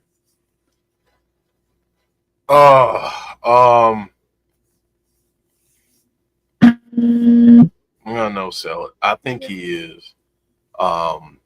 Because right now I don't know. I think with the outcome that we saw between him and Joe Hendry Thursday, I think he's the guy. Yeah. Until they have someone go over him, I don't see anybody else getting that spot, especially given the story. Yeah, I'm going to no-sell this too. And for the reasons that Jeff said. Joe Hendry looks like he's out of the picture. And they're moving on from that. Now, I know, and again, this is a point of contention, that a lot of people love Joe, and a lot of people disagree with that. They don't necessarily like it. They think he was pushed out of the title picture way too soon. But I think he will be the guy to win it. I think that's what they're building this whole trick storyline up to. And I know, I get it. People are wondering why did they wait? Why did they not pull the trigger in his hometown? Guys, it's just a storyline to get you even more invested for Bound for Glory. If that's where they're going to pull the trigger, which you would think that would be it. That maybe in the hopes that they get an even bigger crowd at Bound for Glory than they had for the last one, and that he's going to be able to win in front of them. Yes, it's in Rhode Island or Connecticut or someplace like that. It's not in New York, and a lot of people are saying he should have went over in his hometown, but maybe it'll be that much bigger. Look, guys, in wrestling, it's like Heinz ketchup. Anticipation, right? Remember that old theme song, Anticipation. Carly Simon sang it, is making me wait, right? That's what builds up wrestling storylines. And that's what they're doing. They're going to give the title to Santana. It just makes sense. I had forgotten about the Josh rub that he got, the rub that he got from Josh Alexander.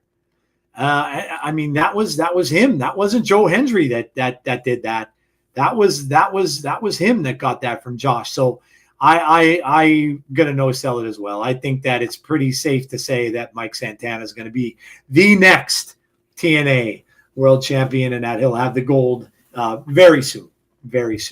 So let's see what people are saying. We got no sell from Bonus Baby, no sell from Gus, no sell from Dylan, no sell from Damien, no sell from Brandon, also Chris, also Andrew. Dead Man saying, yep, I think he will get the title back to TNA. No Cell says John G. No Cell says Big Dan. He's destined to be TNA World Champ. No Cell says DRO. I hope so, is my feeling, because he should be the guy in TNA. I agree. C Wrestling. Hello, C. I think Leon should be the savior of TNA. Really made him the next Mr. TNA after I doubt. For sure. I don't think he'll be far behind. He'll be a champion. And watch out, see where you could be coming along there. Could he? We were thinking maybe Moose was going to cash that title in. Could Leon be the one that cashes that title in and uses option C and faces Mike Santana? Leon Slater is a bona fide star. And Think about how over he would be if he's the one to beat Trick Williams. 20 years old, and he is a bona fide star. There is no doubt that AJ would not have done that for just anyone. So for sure, he's got a fire lit under him, and absolutely for sure he is going to be.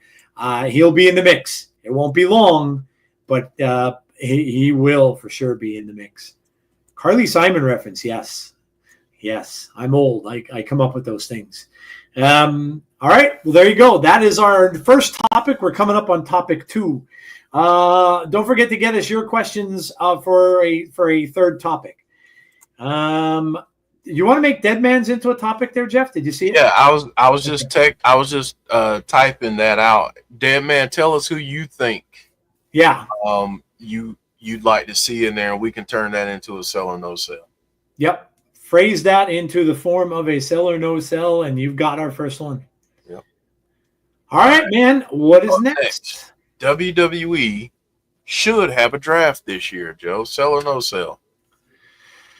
Man, I love me some draft, dude. I like the draft. I could do without all the boardroom kind of stuff and all that. That I don't need. But I just like the draft. I just do. I think it's fun. And do I think they need to go full blown with it? Not necessarily, but how cool would this be, right?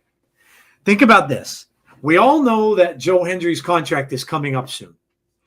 Could be in December. We're not 100% sure of the day. Nobody probably really knows that. But how much excitement would it be if Joe Hendry got drafted to a WWE roster during the draft? They've never done that before. And they would draft somebody who's technically not in their company yet. Like, I think that would be amazing. That would be amazing. And I just think that, I think the draft is fun. I think at some point they're going to need to mix up the rosters a little bit, especially if Seth is really out for a long period of time. Because who are you going to have on that show? You still are not going to have Roman on there as a full-timer. So it's great for the pay-per-view and everything right now. But Roman's not going to be on Raw full-time. So who fills that gap that Seth Rollins is leaving behind? So, I still think that, yes, there should be. I do believe. I just don't think it necessarily needs to be one that's going to go 3 nights. I think you can draft some NXT people up, bring them up to the main roster. Jordan Grace being one. And I'm not biased. But I think you have some people that can elevate. I think you have some people that you can move around a little bit. And I think that the draft is a good way to do it. Like I said, it doesn't have to be full blown on all 3 shows like they used to do it in the past.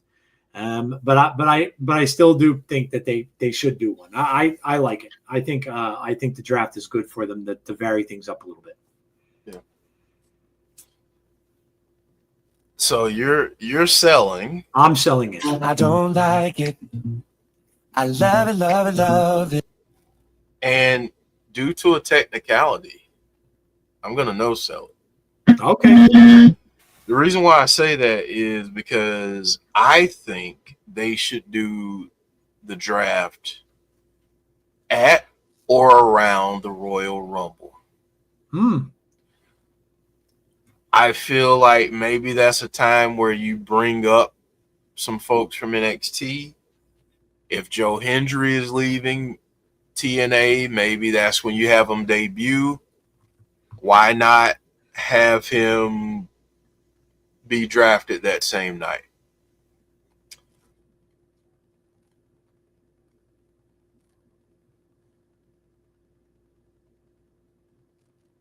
Uh-oh. I think Jeff just froze. Jeff is frozen. There we go. You're back. All right. I think I'm back. Sorry You're about back. Now you're good. Trying to do too much on my computer at once, but all good. You were talking about Joe Hendry. Yeah, but I think why not do it for the Rumble? Why not do it for the Rumble? Okay. That would be my opinion. Yeah, I could see that. All right, let's see what the masses are saying here. Conrad saying sell. Damien says no sell. They never honor the decisions they make for whatever dumb reason. No sell. Honestly, I like it when people go back and forth between shows, but I also partially sell this because of the depth they have. Brandon says sell. Chris says sell. Bonus Baby says sell. Draft, yes. Fox Football Robot, no. Yeah, they don't have to do that kind of crap anymore. Their draft should be something completely different. They don't have to make it like a football draft. That's not what it is. Dylan says sell. You would need more Raw tag teams to challenge for tag titles and challengers for the IC and World Heavyweight titles. We have a one for the board from Brandon. Yep. Seth Rollins will fail in his cash-in attempt. So you're thinking that Seth Rollins is working the injury, huh? Okay.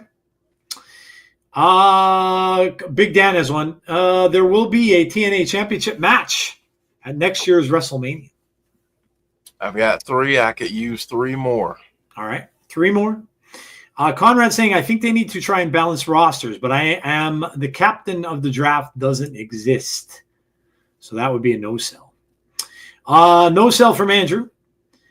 Derek saying maybe after Mania because it's like their Super Bowl, they have no off season. It needs to be a true brand split, though. John G is saying to sell it. So kind of divided on that one. Okay. All right. We need 3 more questions, guys. 3 more. Doesn't have to be anything long. Just something simple, but we need 3 more. So who is going to get it? We need 1. We need 2. We need 3. We've got 33 people out there that we know are watching. Some maybe not, that we're not seeing, but we need 3 more from 33 people. Okay, here we go. Bonus Baby on the back of Mike Santana question. Indy Hartwell will bring the TNA Knockouts title back to TNA. Good. Dylan has one. A joint NXT and TNA pay-per-view. The commentators of NXT and TNA will join forces to commentate at it. So you're talking Ray Walt and the NXT guys as well. That'd be cool. We need, what do we need? 1 more? Yeah. John G. Do we get a double turn at SummerSlam with John Cena and Cody Rhodes? And Andrews will save for next week. 6-team TLC championship will reach the level of the iconic triple threat tag between the Hardys, Dudleys, Edge, and Christian 25 years ago. Wow. Could you imagine that? We can put that one in for this week. Okay. Yeah. Wow. That's a big comparison there. I mean, I've told you there's some amazing tag teams involved in that, so wouldn't shock me. Wouldn't shock me. All right, let's do it. All right. We've got the wheel here. Got the digital wheel. Got the digital wheel. So that you're going to be able to see spin. And I also got another one from someone via text, and I won't out who they are. But they said if wrestling as a whole had a logo like the NBA, Ric Flair would be the logo. So you know how Jerry West is the logo in the NBA? They're saying that Ric Flair would be the logo in professional wrestling. Wow. All right, so here we go. Here's the spin. There it goes, round and around. Where it stops, nobody knows until Jeff sees what it is. Everybody will see it. There we go. Indy Hartwell, even though I misspelled her name, will bring the TNA gold back. So Indy Hartwell will bring the gold back to TNA. Joe? Yeah, I'm selling it. I think it's just a storyline that just very much fits. The NXT, she was in NXT. She's a staple in NXT. And what a better coming home party than to be the one that brings that title back to TNA, which is her new home. Yeah, absolutely. You can't make up stuff like that any better than it already is. So yeah, that's a hard sell for me. I'd be very, very shocked if that didn't happen. So yeah, I don't like it. I love it, love it, love it.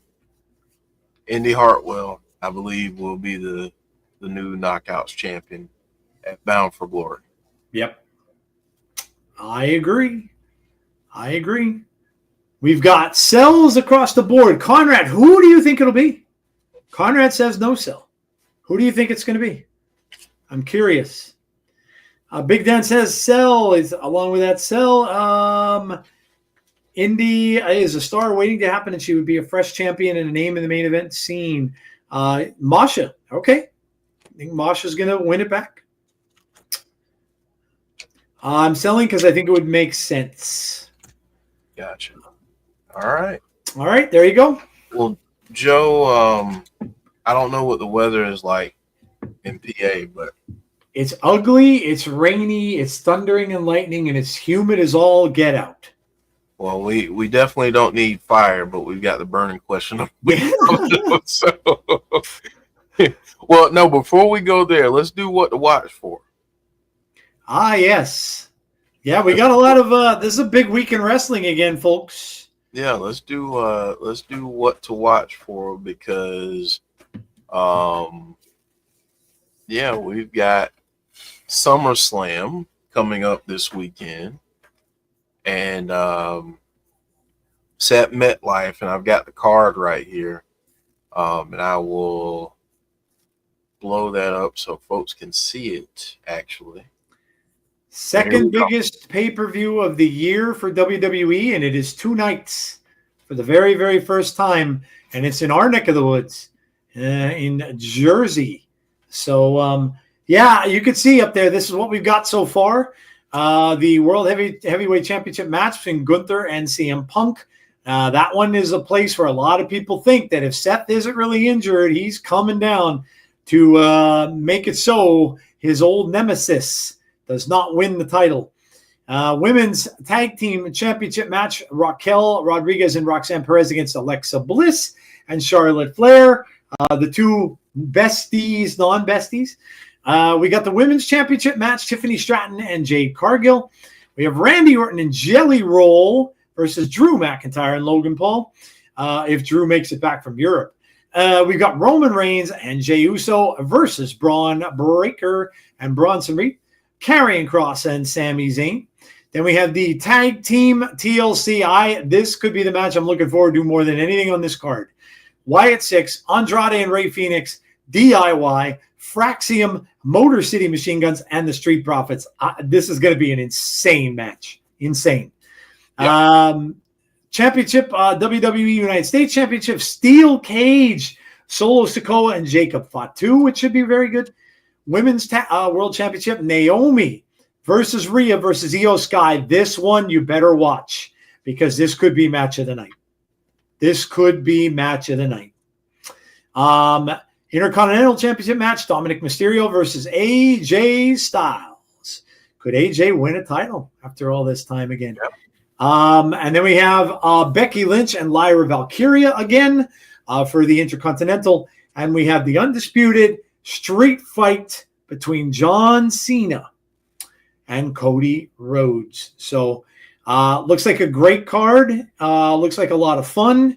A lot of storylines again that are leading up to this.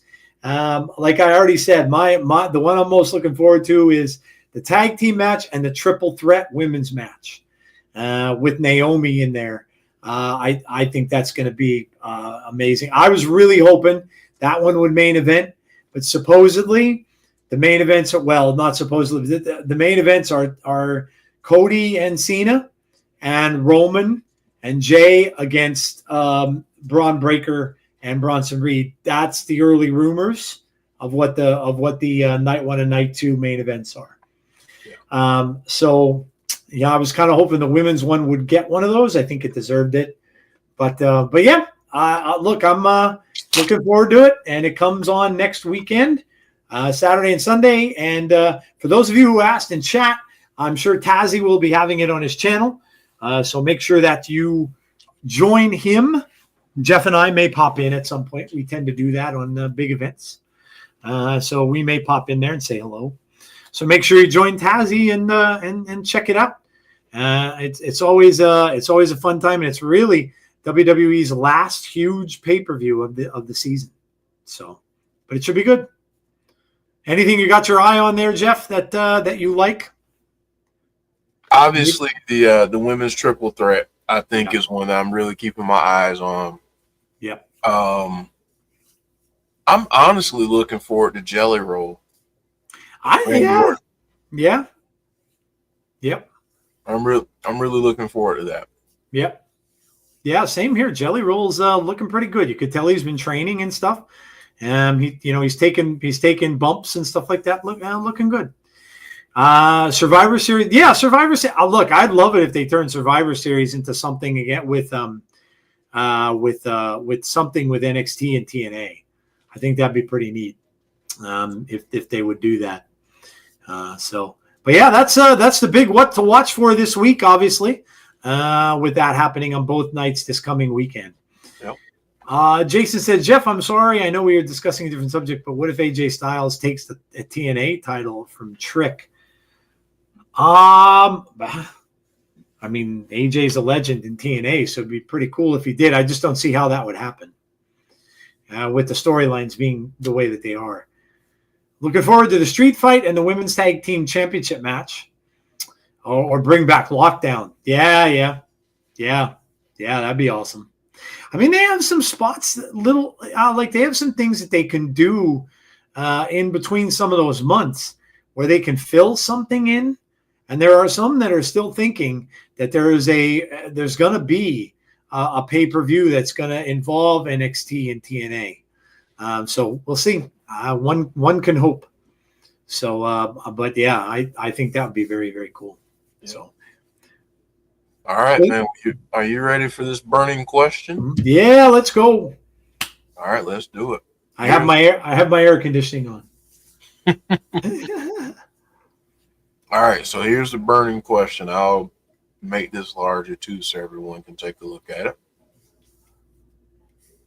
This person says, and I'll remove the comments real quick. I know people have their feelings about Hulk Hogan. I can't say that I blame anyone. I'm 25, so I didn't grow up with the Hogan era. How would you tell my generation to approach Hogan's complicated legacy? Wow. It's an age-old question, right? Like this, Hulk Hogan is certainly not and won't be the last person that's ever had controversy in the wrestling business. There have been guys that have wrestled all throughout the years that have done some pretty lousy things. I would, obviously this is going to be, it's a personal question. More than anything, you have to kind of look inside yourself and ask yourself what your feelings are. You don't have to celebrate him if you feel that's the wrong thing to do. You don't have to like him. What I think I would say to your generation to approach his legacy would be is the legacy of him is what he's done for wrestling. That's how I have heard everybody talk about him. Like I said, Mark Henry, Bully Ray, others that have talked about him. We're talking about the things that he did for them. My God, The Rock. Did you guys see The Rock's post? The Rock being forever grateful to him for giving him the rub and putting him over on that match that night, and really just, I think, and The Rock said it too, making him into the superstar that he is now. So I think you have to look at it for the fact that, what he did for the business, how the business wouldn't be the same. We wouldn't, let's face it, we wouldn't be watching wrestling like we do today in the shape that it's in had it not been for him. And I'm not just talking about the Hulkamania version. I'm talking about the NWO version. Let's not forget about that and how that revolutionized wrestling as well. I mean, not only was Hogan one of the biggest faces ever to lace up boots, he was also one of the biggest heels to ever do it as well. And you don't see that very often. So I think you just have to look at it for what it was, and look at it for the profession, right? Professional wrestling. Look at what he did for the business, for professional wrestling, and how much different it would be without having him in it. And I think that's what I would tell you. I would tell you,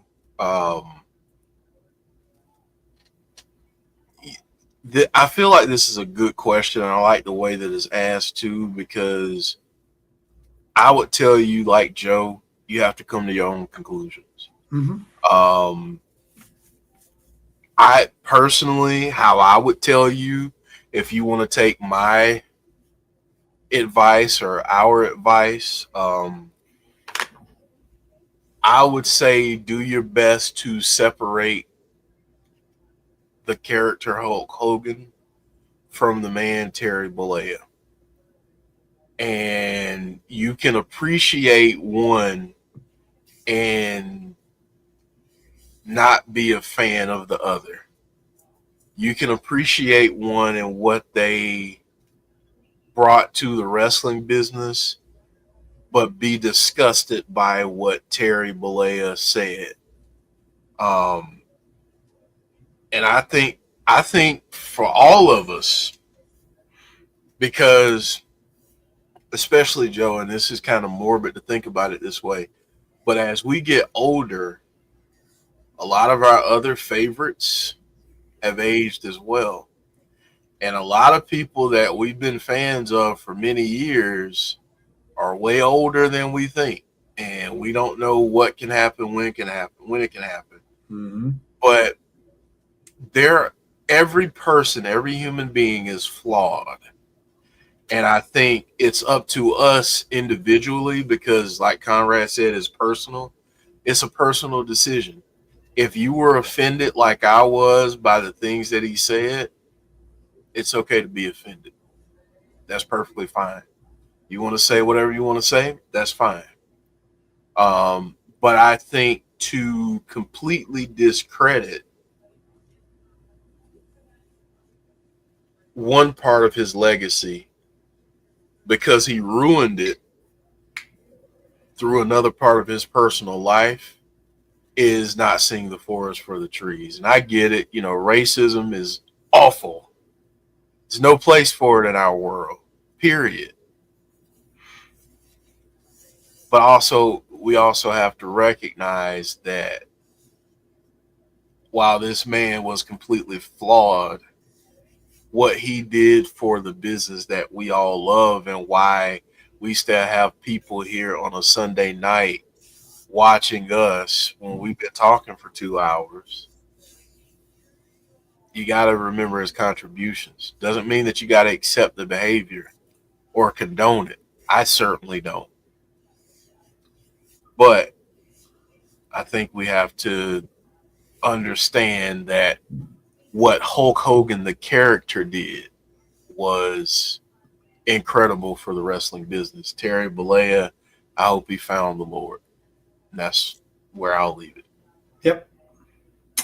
Yep. Ty Cobb is someone we celebrate as one of the greatest players, but he was also rotten and bigoted. And OJ, yeah. Listen, there's been a lot of examples, Dan, over the years. Oh yeah. A lot. We find out that people look. I've said countless times how big of a Kiss fan I am, but I can tell you that in more recent times, I've grown to be a much bigger Paul Stanley fan than I am a Gene Simmons fan. I get to see, the real people they're out there doing interviews and podcasts and all that. And Gene's kind of a jerk. And I always kind of worshipped him when I was a kid because I loved the makeup, the bat, the horror stuff that he portrayed. I love that. But now I'm starting to understand that Paul is just a better guy, I think.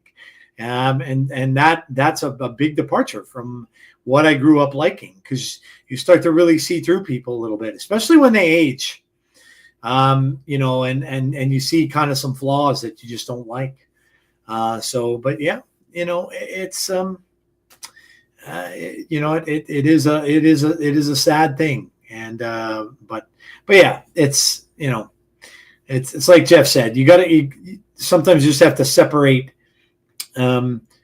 when you look what they did. And I look at, and from that perspective, from the example that I just said, Gene and Paul were the two that made that group what it was. And Paul even says, looking at Gene, they wouldn't have been the same if Gene wasn't. And he said, in fact, Gene's makeup was the coolest of them all because he had the bat on his face and, the blood and all that kind of stuff. They wouldn't have been the same group without him. So, so did you see this? I put it on screen what Conrad said, but did you see that the last WrestleMania main event with living participants is WrestleMania 12? Wow, I did not. Wow, that's crazy, man. Wrestlers, I'll tell you what, and Mark Henry talked about this too, shorter and shorter careers and shorter lives. Mm-hmm. It is a very, very, very tough business on your body. And now look, we know that in the past, a lot of them were, in the 80s and stuff like that, a lot of them were into steroids and things like that they were doing to their bodies. But they were also running more back then. Yep. What they do now. Yep. And back then it was the steroid problem, but it was also like painkillers and stuff that, because a lot of them, because of who they were, and who they are, they were able to get certain medications like Tic Tacs. Yeah. Yep. No doubt. So. Yep. No doubt. All right. Now, are you ready to go to? I know this week is a little bit different, but go to our top 3 Hulk Hogan moments. Yes. So we're gonna do this a little different. We usually do our favorite moments of the week, and you guys, if you guys want to do that in the chat, you're more than welcome to. That's fine. Yeah, you're more than welcome to. We'll still read them out. But yeah, we're just gonna go through some memories. That's really what it is. So we're gonna go through our top 3 Hulk Hogan memories that we have over, of course, his wrestling career. And you guys can do anything you want. If you'd rather do moments of the week, go right ahead and shout out your moments of the week too, whatever you want to do. But yeah, Jeff, what is your number 3 all-time Hulk Hogan moments? My number 3, and this is crazy that you have to think of only 3 because he had so many moments. Man. But my number 3, and I guess this will tell you how things are starting. But my number 3 is when he went to WCW. Because at the time, WCW was seen more as like a regional thing, like a southern thing. And, they had a lock on the southern states, but people felt like they didn't have enough big names and a big money draw to bring a national and global audience. And getting Hulk Hogan, although it didn't last as long as people had hoped, me included, because I was a huge WCW fan. But him coming over there definitely shifted the balance of power for a little bit. Yeah, no doubt. I'm going to tell you one of mine, and this can really be looked at as not even a Hogan moment, but holy God, Jeff, the first time that I really, as a Hulk Hogan fan back then, thinking that this guy was invincible until he met The Undertaker for the first time. And I'm like, oh my God. And I'm sitting there, and it was so, for me, when I mean, The Undertaker blew my mind because I was such a big horror fan from that time as a kid. And then then I'm thinking like, Hogan's done, man. Hogan's done. He met his match. I mean, there's no way he's going to beat this dude. Like he's humongous. So when and I didn't honestly know who to root for.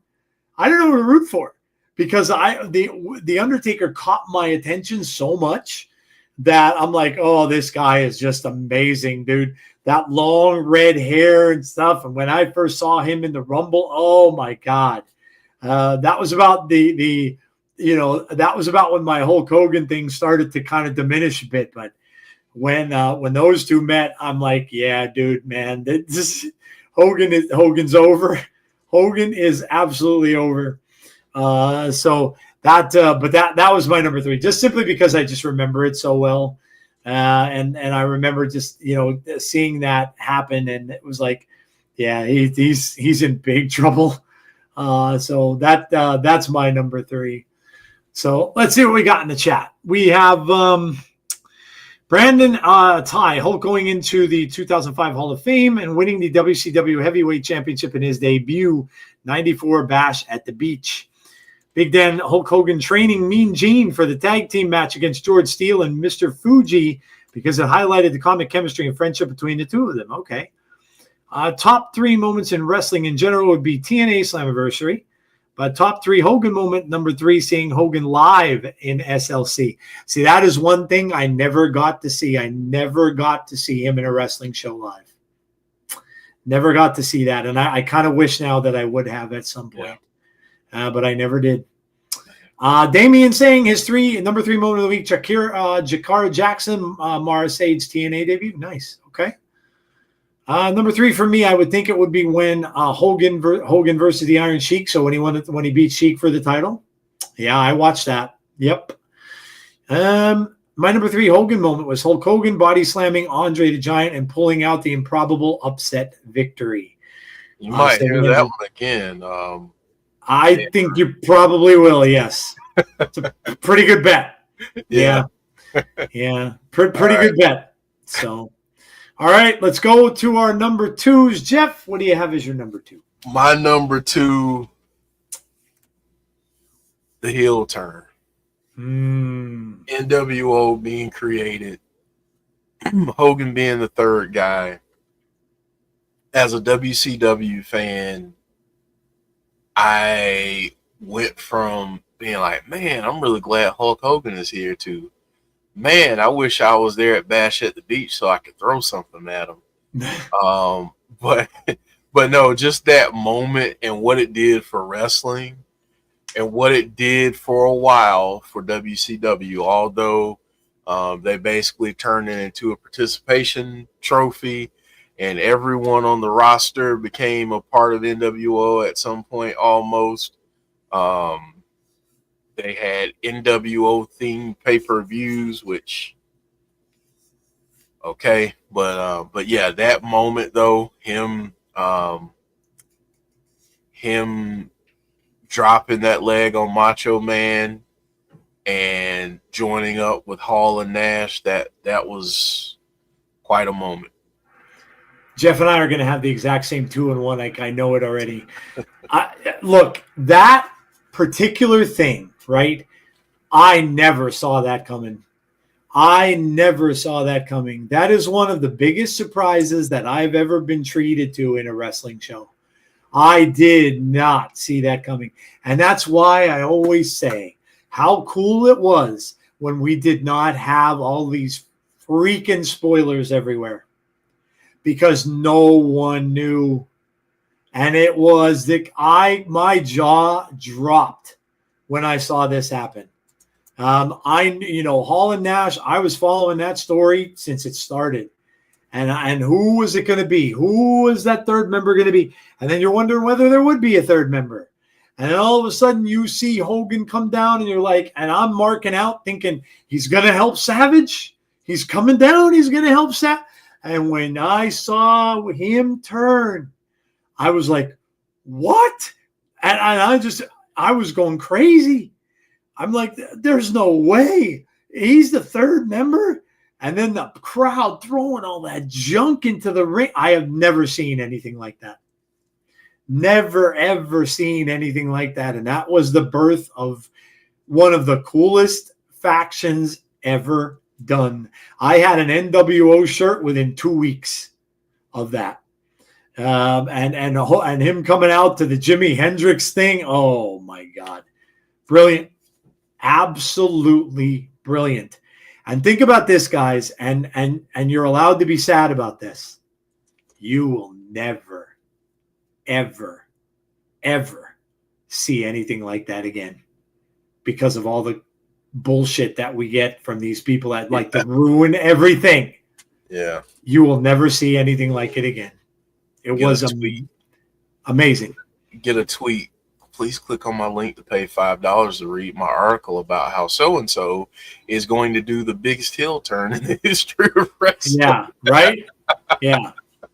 You will never, ever, ever see anything like that again. Yeah. What Conrad asked me this, and I don't want to crap on Disco Inferno, but once they added Disco to the mix, I was like, okay, everybody is getting in this group now. But I was a lot different from everybody else. I only wanted it to be like the three of them plus Eric Bischoff. Yeah, I agree. Started adding like all these other people. It just it watered it down to me. But yeah, once they started bringing in like Macho Man, Bret Hart, and Lex Luger, and everybody else, it's like okay, yeah, all right, we get it.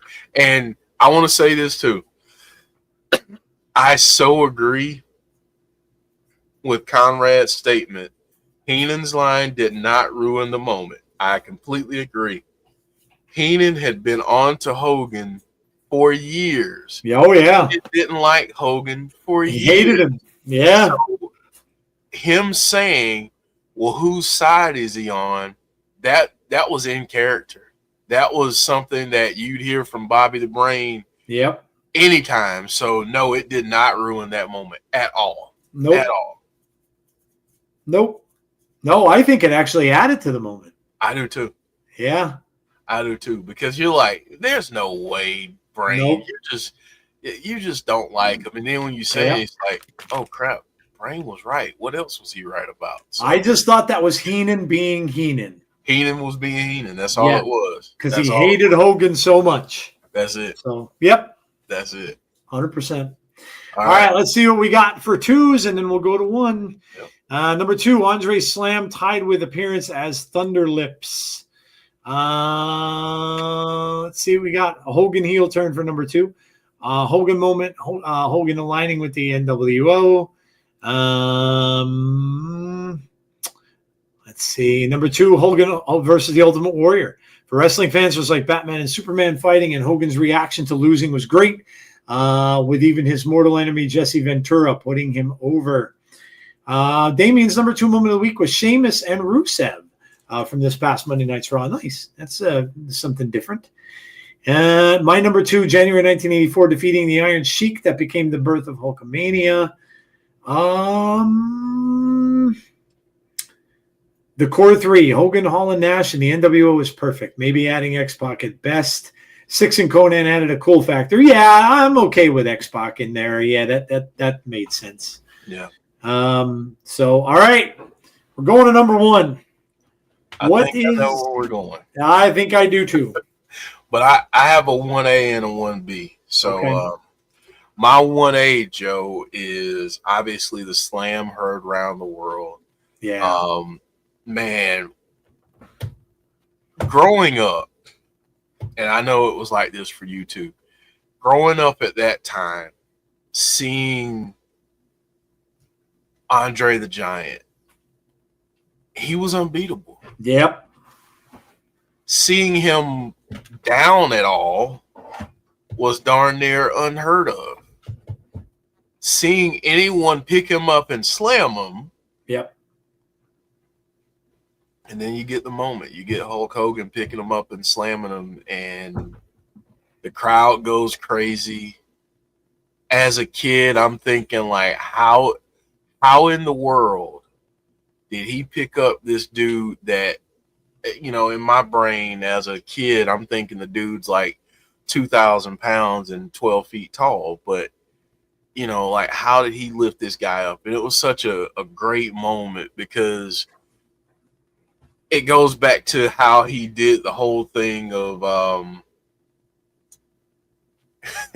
how he did the whole thing of hulking up like he would always do and getting the crowd involved. And yeah, it was that's my 1A. My 1B, and this is me talking more about the human side. But my 1B is him finding Christ. And I just hope and pray that relationship was still where it needed to be at the end. And, you know, I mean, again, everybody's got their stuff. And I hope that he repented for his and realizes that he hurt a lot of people. And, yeah, before he left us. But that's my 1B, is just being happy that he found Christ. So, yeah, look, my number one was something I started this show with. I will never forget WrestleMania 3. Not just for the Hogan match, but for the whole entire thing. It was the first pay-per-view I was allowed to ever watch without having to wait till it came out in the video stores like 6 months later. Because my dad decided to fork over the $100 and buy that little tiny silver gadget that would go on your cable that would allow you to watch it. And I had friends over, and it was like a little mini party, and I will never forget it. Me and my friends sitting there and gasping when Hogan got him up. And we're like, there's no way. Because you saw it earlier in the match when he first tried it, and he just crumbled. And because, like Jeff was saying earlier, Andre did get, like Conrad brought up, Andre was slammed before. And I was lucky enough to see him in house shows. I saw him in a house show in a very, very tiny little gym that was near me. And he was slammed in that match. So he'd been slammed before, but not with this kind of that kind of crowd. Yeah. Yeah. And when he got him up, me and my friends are like we're looking at TV like, what? Like, and we couldn't believe it. And now again, we didn't know the truth then. We didn't know that Andre had been very sick. We didn't know any of that. I found that out much later. But, you know, and the fact that, again, you're seeing a guy in Andre putting over Hulk Hogan because he knew that Hulk was going to be the guy. And this is what wrestlers do to this day. And so to me, I'll never forget that. That entire pay-per-view, if you would ask me what my biggest pay-per-views are, that would still probably be in my top 3, maybe my top 2 that I've ever seen. And a lot of it was because of that. Because Joe, I grew up watching Andre, and to see him get beat. Go ahead. You know what we should do? We did WrestleMania 10. Watch along for 3. Maybe we can do a retro watch along for 3. That'd be fun. I haven't seen it in years. Yeah, that'd be something. Me That we either. I'm could trying to remember the card for that one. Was that one the one where it was Steamboat and was it Jake in that one or Macho? Steamboat and was it Jake the Snake? I think it might have been Jake the Snake. Right? I'm gonna have to look it up now real quick. Yeah, you're good. Let me see. I know this as a Steamboat fan, but Here I have it. Macho. Macho Man, yeah. Macho. Yep. Because that's when he had George the Animal Steel. Yes. Yep. Who I also loved when I was a kid. Mm-hmm. Yeah, man. That'd be cool. Yeah, that might be something we could do at some point. That'd be fun. Yeah. I haven't seen it in so long, but yeah, that's for sure my number one. All right, so let's see if we got some people's number ones here, and then we're gonna close her out. Let's see. No apologies for no Hulk Hogan moments. I just didn't see that much, and that's all good. Damien, you don't have to apologize, dude. Not at all. Number one moment of the week, the Wyatt Six getting a PLE match finally after debuting over a year ago. Yeah, it was very cool. Very, very cool moment. Number one was the Hogan heel turn. Hogan joining the NWO. For us Gen Xers, it was like Optimus Prime joining the Decepticons. Bobby Heenan, who was a rat bastard heel for years, turned babyface by default and helped reinvent him. My number one, WrestleMania 3 in Pontiac Silverdome in front of 93,173. The body slam heard around the world. Yeah, dude. Yeah, it was just amazing, amazing moment in wrestling. Number one for Andrew, Clash of the Eras match between Hogan and The Rock. That was a great one. That was a very, very confusing match because you thought Hogan was coming in as a clear heel, and there were times during that when people turned on The Rock. That was an insane match. I remember watching that with my friends, and we did not know how to feel in that match. We had no idea. And now when you hear them talk about it, The Rock comes out and says they were just going by what the crowd reaction was. Mm-hmm. And The Rock kind of turned it around. And then Hogan kind of gave him the rub at the end. But yeah, that was just a crazy match to watch. He did it in WWE 1980 Shea Stadium. And another favorite of mine was WrestleMania. It was JYD and Harley Race. Oh, man, Junkyard Dog. Yeah, I was sad when he lost that match. I was too, man. I was so upset. I was so mad because I love Junkyard Dog. JYD was a man. Yeah, he was. Yeah, and I hated Harley Race. All right, well, there you go. JYD was second only to Hogan in terms of popularity during the mid-'80s. Very true. All right, guys. Well, there you go. I know we had a late one today, but we had a lot to talk about. I hope you all enjoyed it. Thank you all, obviously, for participating and listening and sticking with us. I know it was a longer show, but we had a lot to talk about and a lot to get off our minds and stuff like that. So, again, we always love doing this show. And, next week, of course, we will not have it because it is a SummerSlam weekend. So we'll probably have on the week after because we'll have to talk about SummerSlam and all that. Yeah. So that's when we'll be back again. But before that, we will, of course, have a Fireflies Forever on Tuesday with Jeff and Chris. They will be talking all about that big, huge tag team match that they have coming up. And, yeah, like people were saying, first appearance of the Wyatt Six in a pay-per-view, which is very, very cool. So join them at 6 o'clock p.m. Eastern Standard Time on Tuesday. And then, of course, we will be back on Thursday for the next episode of TNA. Thursday at 8 o'clock p.m. Eastern Standard Time. Come and join us for that.